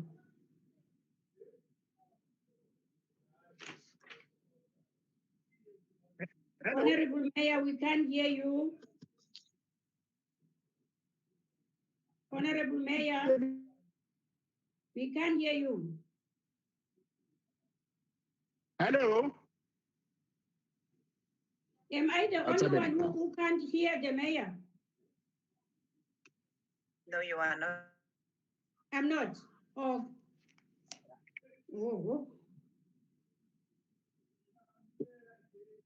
Awuliva Yes, we are back.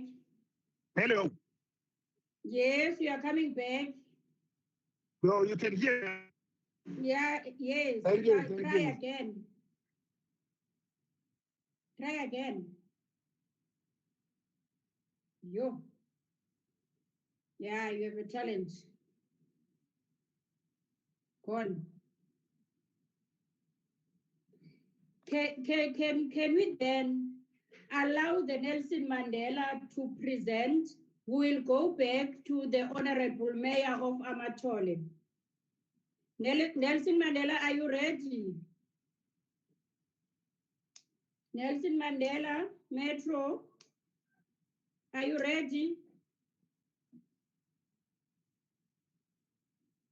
Nelson Mandela, Metro. Yeah. No one. Deputy Chair? Deputy Chair? Yes, Chairperson. Let us just. No, it doesn't seem like that. Nelson Mandela have not responded. So let us just find out what is happening there. Nelson Mandela, can you take us through, please? We'll go back to Amathole. All right. Thank you. Is MMM Ranyele? Yes. We don't see Yes, you. I'm We not see sure. the child. Can you Yes, see I'm your not face, sure. not the child? Can I do what? Can we see your face, not the child? All right. Please. Thank you. Can I give over to Executive Mayor if the Executive Mayor is not present? Can I give over to Mama Utabisa to present our state of the Nelson Mandela Metro? Whoever is delegated to present must present.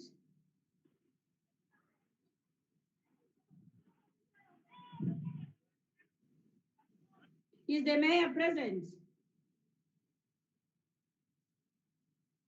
Honorable Buyeye? Chairperson, the mayor is not online. Chairperson, the mayor was online, but I think he's offline now. Please check now. He's not currently on the platform. But the council is saying Nelson that Mandela, who is presenting on your behalf? Oh, sorry, we apologize for that. As Tabisa Ngumalo is going to present, or Maputi Tano is going to present for Nelson Mandela Metro, is working from SPU office. Thank you very much. Okay. Maputi Tano, can you take us through? Can you take us through? Thank you. I don't know what's happening.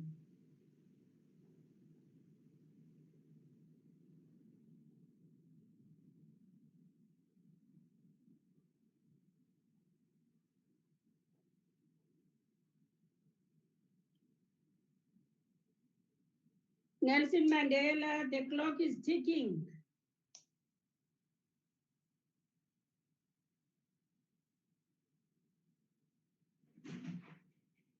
Nelson Mandela Metro.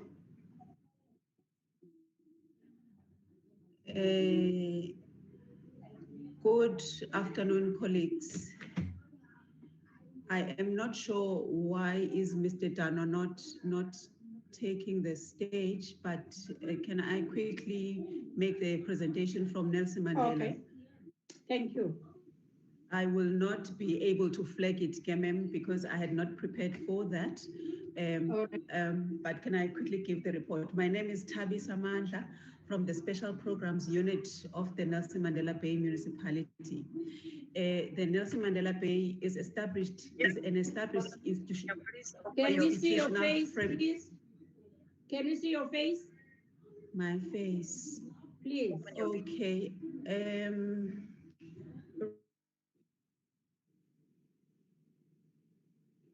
Right. It's just that quickly. I'm not sure if it's showing now. Not yet. I have activated the video. Madam. Not yet. Right. It's important because we're on air. If she has a problem, let her continue, Chairperson. Okay. I have activated the video though. Okay, continue, Susan. All right. The institution, Nelson Mandela Bay Municipality, is an institutional framework to facilitate and mainstreaming of the best interest of children, people with disabilities, elderly, gender, women, and youth through what is referred to as the Special Programs Unit. It's called SPU. A lot has evolved in as much as that these sectors have been broadened to sectors of men, military veterans, and LGBTQI communities. The SPU office operates within the Subdirectorate Constituency Services that falls under the Corporate Services. The Constituency Service Directorate is politically led by the member of the Mayoral Committee, MMC Ranyele Constituency Services. How this office operates is it facilitates and coordinates its work by lobbying different directorates for the integration and inclusion of the programs and projects into the their service delivery and budget implementation plans. The desires and aspirations of these sectors are relatively reflected in a dedicated IDP page of the institution. There is a dedicated full-time staff member employees charged with all the above mentioned sectors. The SBU collaborates with all institutions located in the Nelson Mandela Bay, including provincial and national departments as civil society. Good working relations with other spheres of government enable the SBU to make recognizable impact, especially on advocacy programs.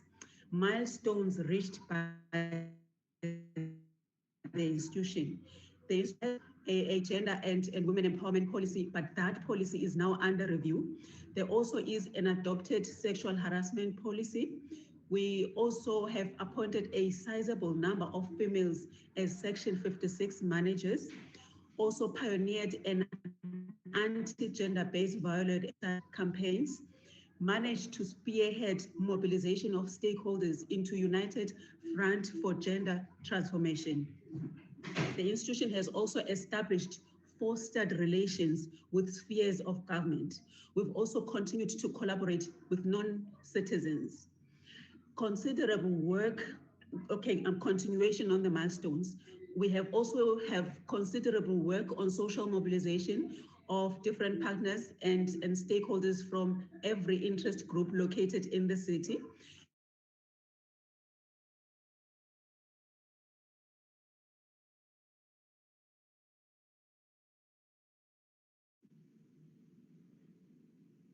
You are gone.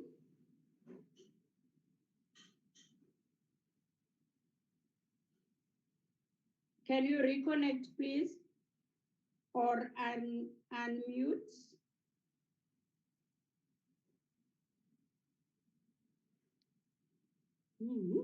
We have partnerships.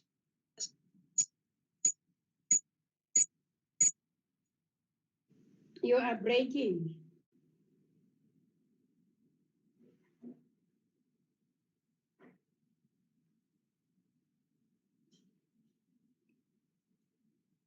We can't hear you. Please unmute.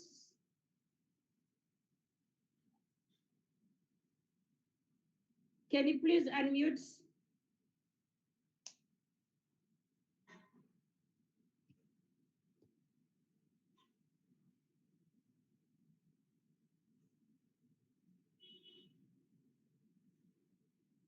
Can you please unmute?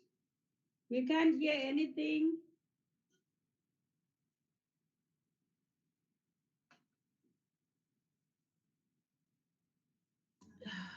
Okay. Am I now audible, ma'am? You are audible now. Audible. All right. All right. Just continuing, okay, on the advocacy mechanisms that the institution has implemented, we have a city-wide gender and women empowerment structure that's coordinating the gender machinery in the city. The city has 6 sub-districts where gender and women empowerment structures operate, mobilize, educate, and organize stakeholders. The interdirectorate coordination for integrating and including awareness-raising campaigns, particularly during observance and national pride dates. We also have host capacity building workshops targeting state institutions and civil society groups that are ongoing. We also have different sectors having created their own platforms to engage in advance employment equity, skills development, and gender mainstreaming. Awareness-raising campaigns that have been held in the Metro. We have hosted the Anti-Gender-Based Violence and Femicide Summit after the President has hosted the national one. We have partnered with the University, Nelson Mandela, and Rhodes on gender development programs.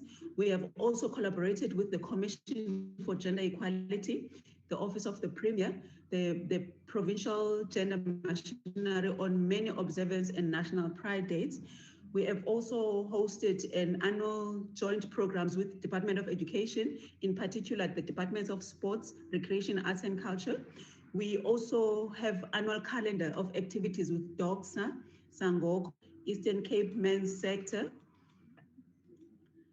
There are serious challenges that the institution is facing.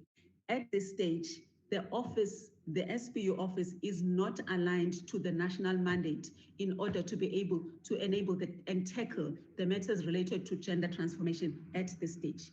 Also, seriously, we have issues with budget limitation as a result of poor institutionalization of gender mainstreaming. We also have assumed responsibilities. Okay, the office has assumed responsibilities without staff allocation or appropriate organizational structures. That is all I can share from the SPU Office of Nelson Mandela Bay Municipality. Thanks, ma'am.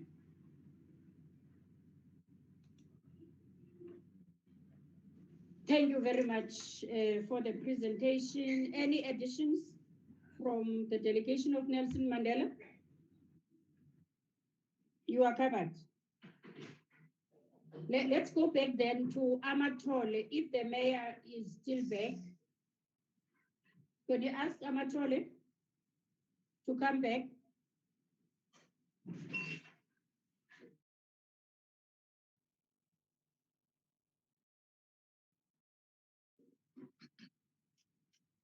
Honorable, can you hear me now?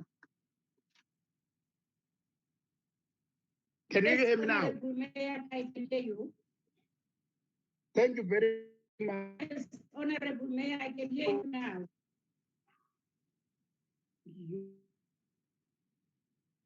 You lost me when I was about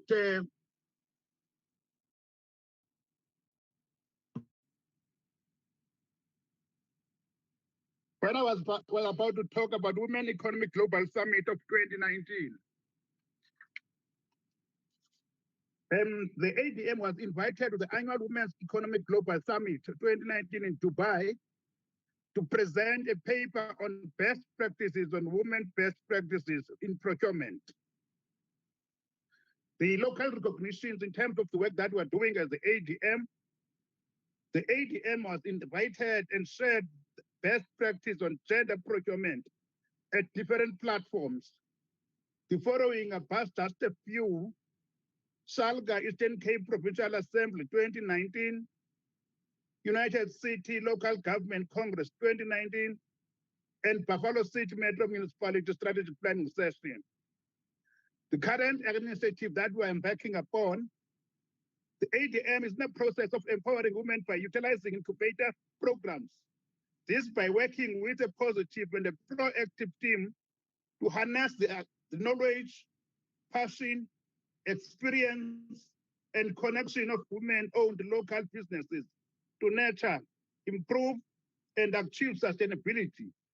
Such an incubation program is the Contractor Incubation Program, which seeks to address women-owned enterprises that are falling short of the CIDP grading criteria compared to other enterprises.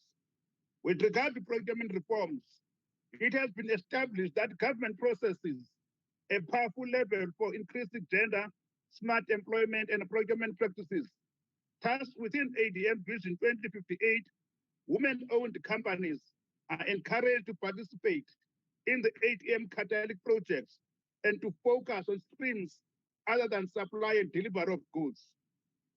Through this initiative, ADM is committed to make a significant impact on gender equality and by ensuring gender smart procurement practices. We continue to learn and strengthen our policy and processes to address the inequality of the past and empower women. We are the first to admit that the road ahead is still far. However, we believe that every step counts. I thank you, Honorable Program Director. Thank you very much, Honorable Mayor, for the presentation. That takes care of the municipalities that we had today. I must say, we thank you very much for the preparations that we've made and also the presentation, and also highlight the fact that the NCOP is the only house that has a right, one, to do oversight, to call the mayors, to call the municipal managers, as well as portfolio heads of portfolios in your municipality, so that you are able to work with them to do oversight and also to advise and help where we need to. Our responsibility is not only of policing you, but also of assisting where there's a need. So your presentation will be also helpful to give us information where there are challenges so that we are able to help you. Without wasting time then, thank you very much. Let me give over to our Deputy Chairperson. Over to you, Deputy Chair. Honorable Nita, we are going to give opportunity to the participants to ask some questions, and I think if you don't mind, you can actually handle that for us by requesting people to participate and to make inputs on the discussions or ask questions. That is the time that you. Okay. With pleasure, Deputy Chair. Let me then allow the participants to ask questions and also to make comments and advices in terms of, one, the presentations that we've received in the first leg of our session, and also to those of the municipalities. Now the floor is yours, participants. I will then look at the hands. If you do not have the option of hands, you can also write. I can see when there is a message. Can I then ask for the hands? So far, I do not have hands. Yes, I see one. Honorable Mayor of Amathole, his hand is up. Can I also check the hands? We'll then allow the Honorable Executive Mayor of Amathole, Mr. Manedi. Over to you.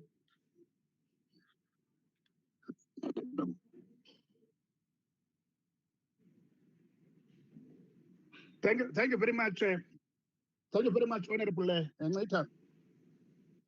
I'm not sure whether the FFC, the battery is still active or not, because my area of interest is in her presentation. Firstly, I would want to know, when was that conducted at the ADM? Okay. Because I'm raising this question. Okay, thank you very much. I'm raising this question because some of the issues that continue, Executive Mayor. I'm saying I'm raising this question. Can you hear me now? My gadget is failing me. I'm saying my gadget is failing me. I'm raising this Honorable this question precisely because some of the issues that are raised in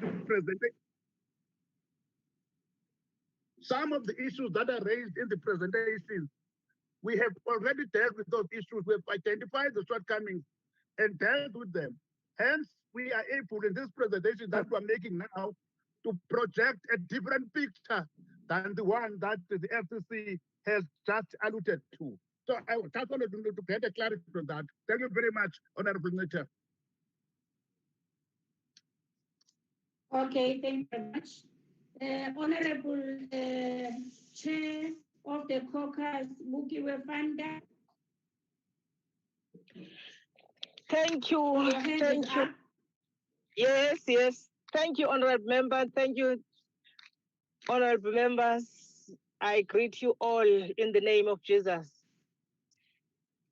I am over the moon with this presentation that I'm listening to them this afternoon.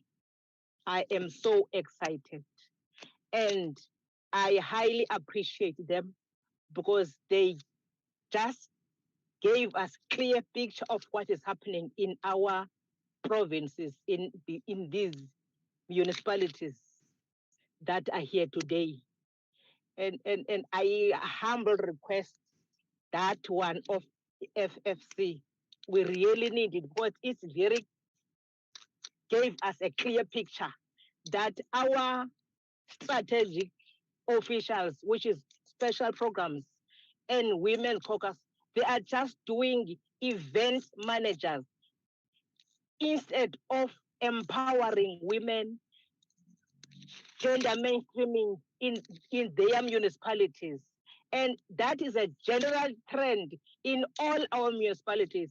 They are only dealing with August and 16 days. During the year, you don't know what they're doing. Even government departments, SPU's officials are just event managers. So I highly appreciate this program, and I humble myself that it must go down to our provinces.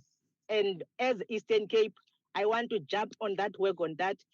We are going to invite this one of FFC because on the 10th, we're going to have our meeting. We want that report. Thank you, Chair.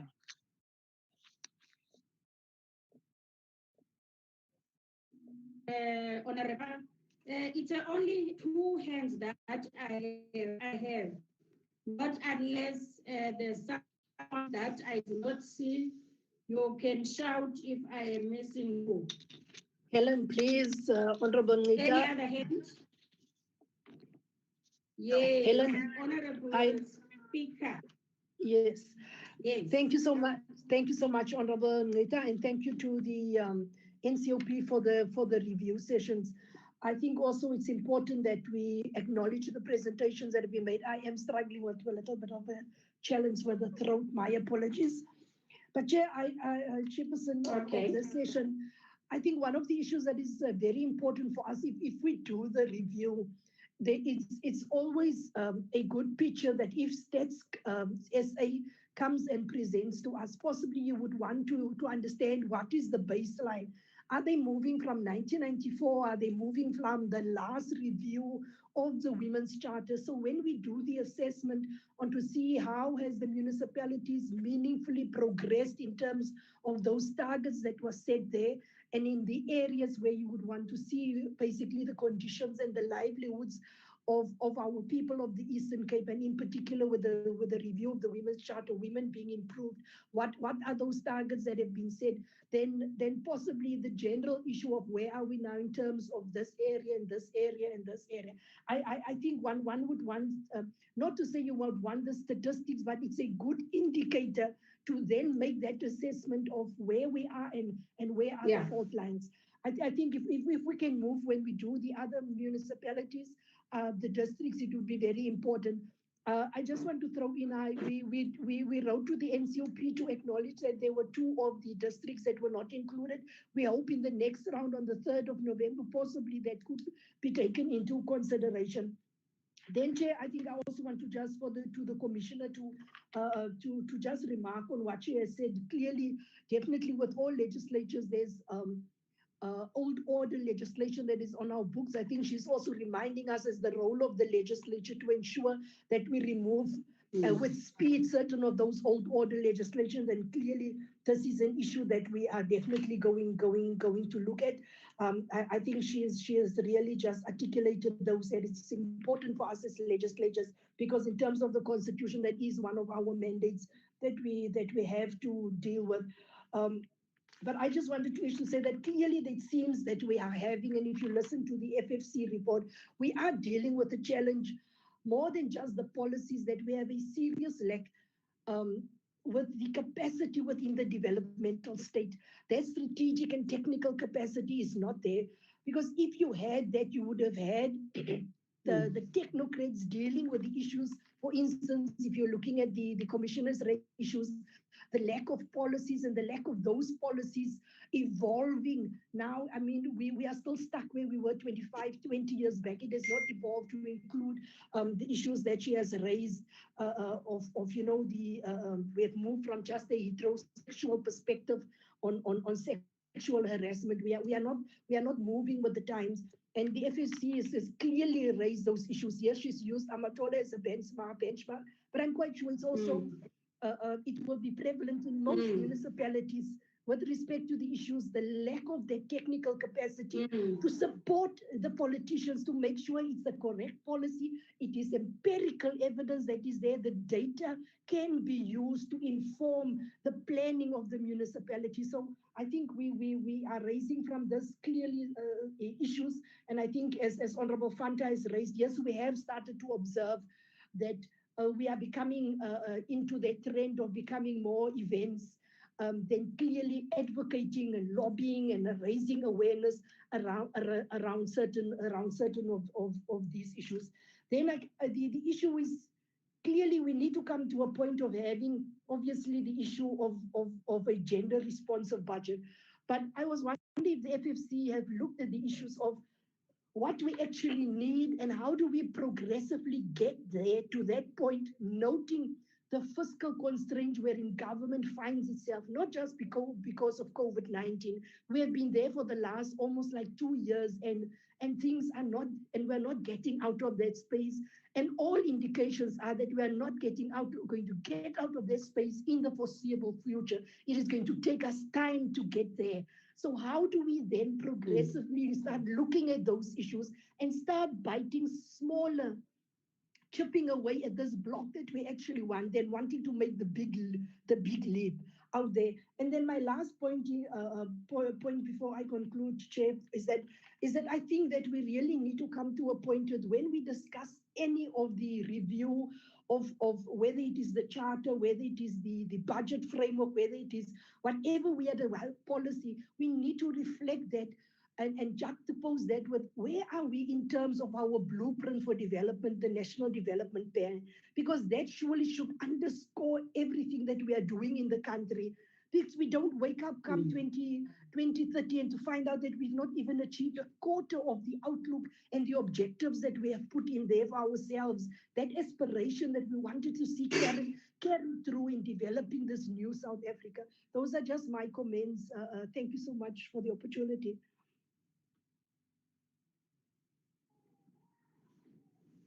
Thank you very much, Honorable Speaker. Those are the only hands.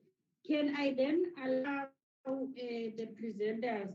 I will start with the Financial and Fiscal Commissioner, Ms.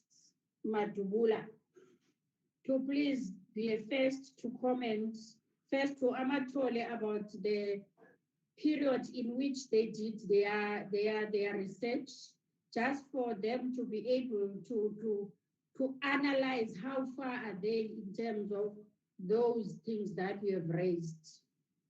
And again, there were some comments from Honorable Speaker, which I'm sure you have taken note of. Can I start with you?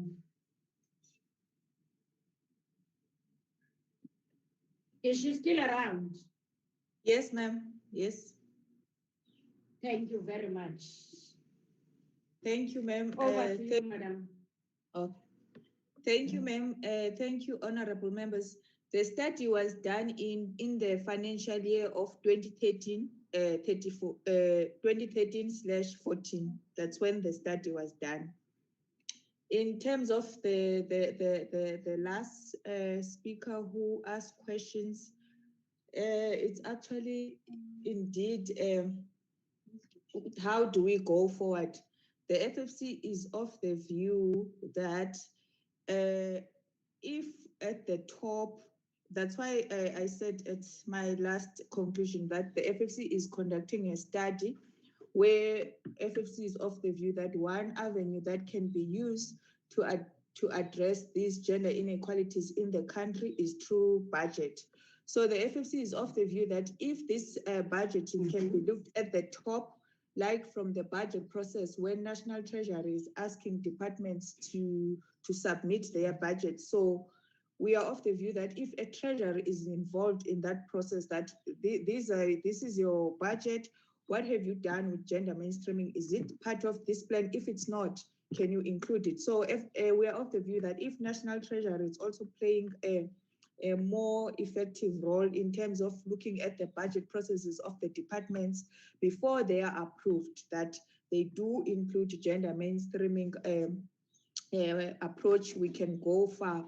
And after that, the budget has been approved. Where are the allocations going? Which is number two. Number three, we're of the view that once allocations are made, the institutional organizations and departments that are supposed to monitor this, are they capable of monitoring it, and what is the progress so far? So in just answering her difficult question, I think if we can look from first at the top in terms of budget process before they are finalized, then it could be a step away in addressing the issues we are faced with. While in the meantime, we're of the view that it should be included in the strategies of departments in their planning processes. And those that are supposed to be in decision making, they should have a training. And also those that are supposed to be tracking the expenditure of this, they should be capacitated to do that. So we are of the view that some of the combination of these approaches can indeed take us from one step to another. Thank you, Chair. Thank you very much. Would like to have the copy of your presentation, please. And secondly, there's a challenge from the Eastern Cape Legislature that they are having a workshop of the Women's Caucus. They would like really to interact with you so that you please go and make a presentation to them. I'm just being mischievous to relay that because Honorable Chairperson of the Caucus did mention that one. You need not necessarily to respond to it here and now. You just give us the details so that they formally communicate with you. Okay? Can we check Mr. Rooks from States SA, his parting shots?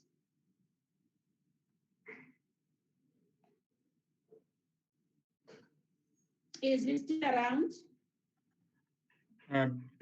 Yes, I am around. Mr. Rooks? All right. Over to you, Yes. sir. Thank you very much, ma'am. I think there are I've heard two questions or two issues that were raised. The second speaker raised a point about maybe extending the information to LGBTQ plus individuals, as well as perhaps vulnerable women. And that is, of course, something that South Africa has been striving to do as much as we can. Unfortunately, due to the questionnaires that we currently have, it's not always possible to extend it the extent it's been requested, and that's mostly a question of demand that exceeds the potential for us to supply it. We are always open to interact with all stakeholders to try and see how we can improve the data as much as possible. This also raises the question, the second one, regarding providing, perhaps instead of just providing averages by district or municipality, also looking at particular changes that took place over time and specific targets that were set. I think there are two things agitating against it. The first thing is, of course, we're doing this presentation for the whole country, every single district with limited capacity. So it's been difficult for us to specifically look at each individual district. However, we are always open to work with individual districts if they wanted to check with us, what data is available to maybe assess, how they've progressed with particular indicators over time.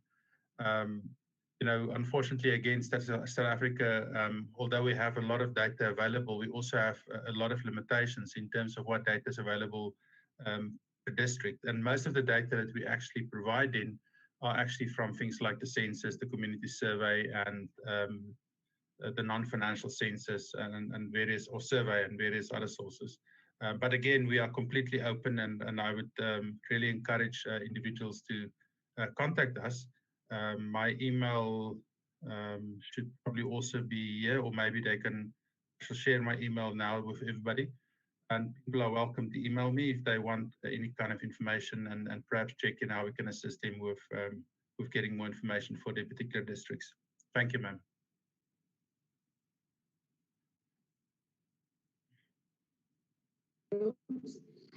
Then can I go to my commissioner.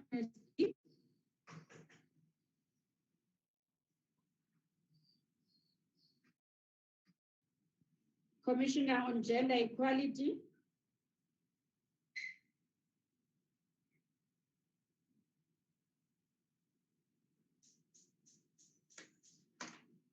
Is the commissioner still around? Chairperson, she's not on the platform. Is not on the platform. Okay.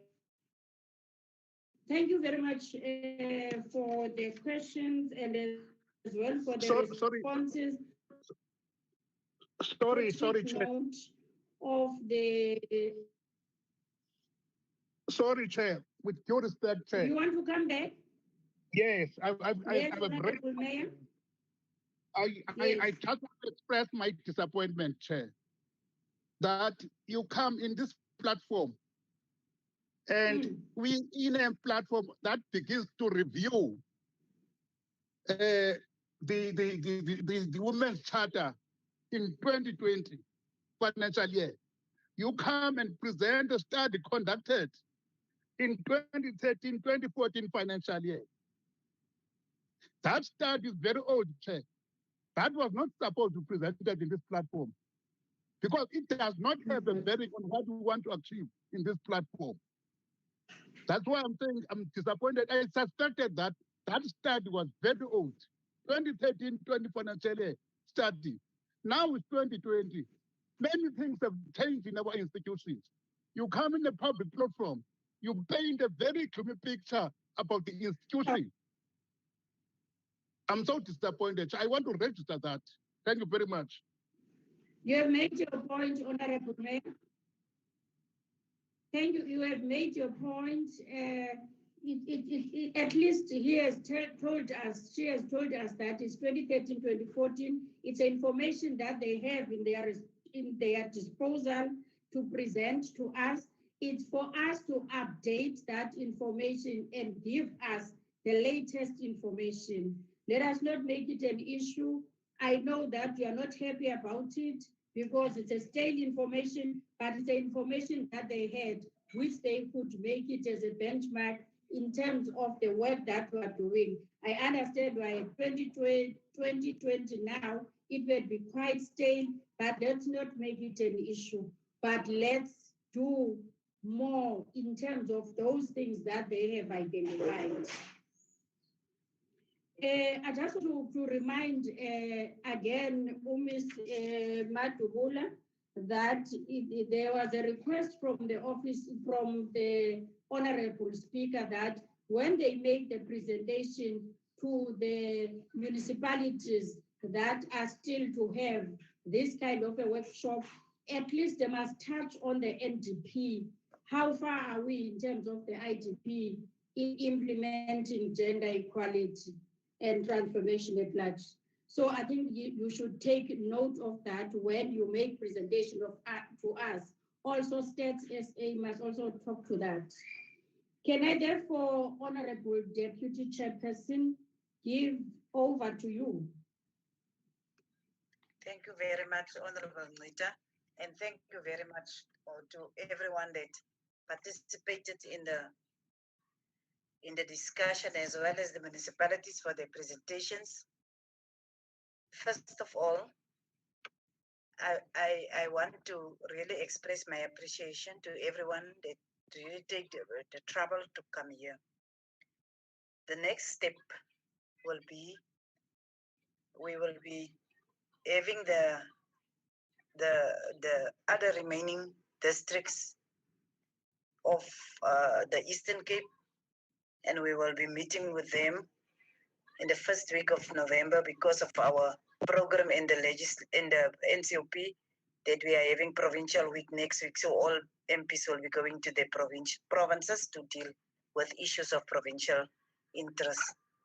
But before that, I also want to welcome the permanent delegate from Limpopo, Honorable Lilian Mamarahane, that have also joined us later. We know today, Friday is an ordinary working day at Parliament for most of us, that is having committees and so on. And we also want to request the legislature that as part of our oversight responsibility, to make sure that the programs that municipalities are presenting at platforms like this, that they do oversight over that platform, over that programs to ensure implementation.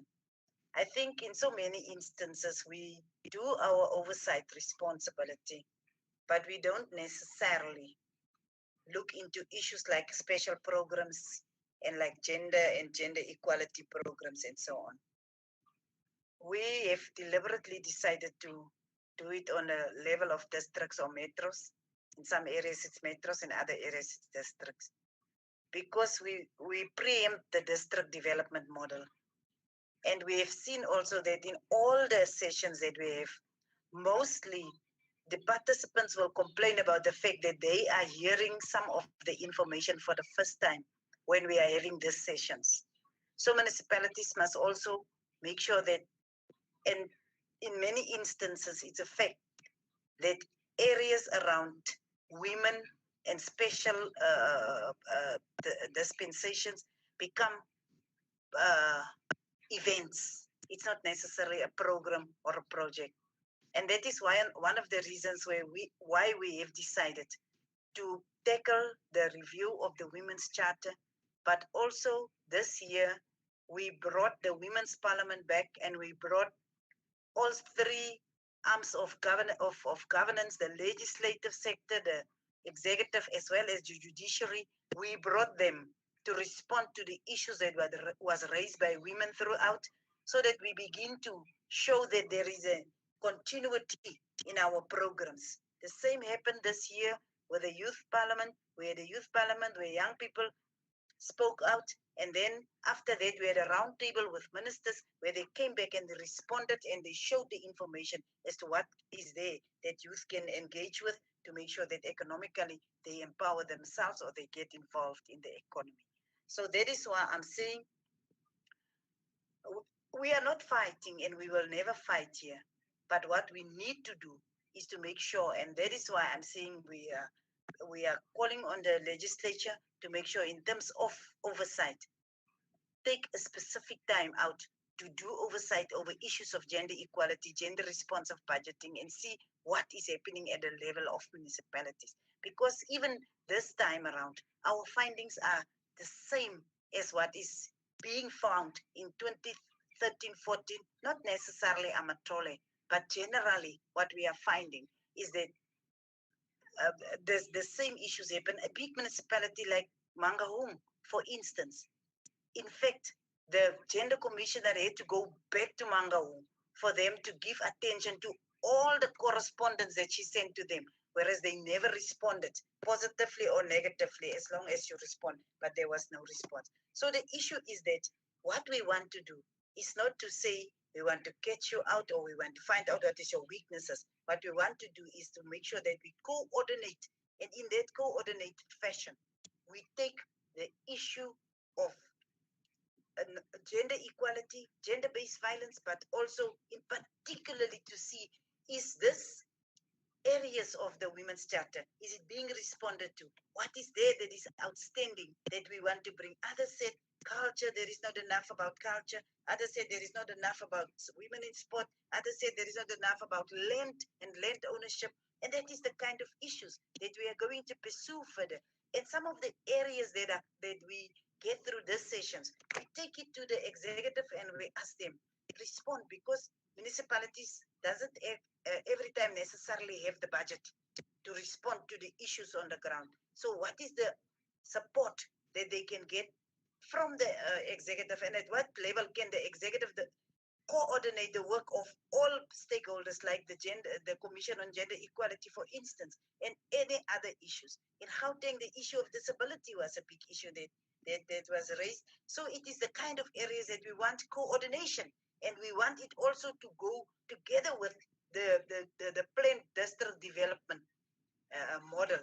We want also gender equality and also gender responsive budgeting, addressing the gender pay gap, addressing the poverty of women that doesn't have enough food to provide throughout the month for the children through this district development model. I'm mentioning it because it can seem as if we want people to give us grant documents when we come here with this review sessions. Not at all. What we want is for us to be serious about the issues around gender equality and also around women and also around special groups, and that we must make sure that we equip our officers to be able to deal with this kind of issues. With all of that said, let me once more express my appreciation to everyone that participated. Within 2 weeks, we will be back in the Eastern Cape to deal with the rest of the districts, and we will definitely make sure that after this, together with the provincial legislature, we will do oversight to make sure that our municipalities, particularly from a district level, understand what it is that we want to achieve with regards to issues of gender equality, but also within the context of the Women's Charter for Effective Equality, how we can enhance and promote service delivery. Thank you very much. And with that, we will adjourn the session. Thank you very much once again. Thank you, Deputy Chair. Thank you, Chair. You're welcome.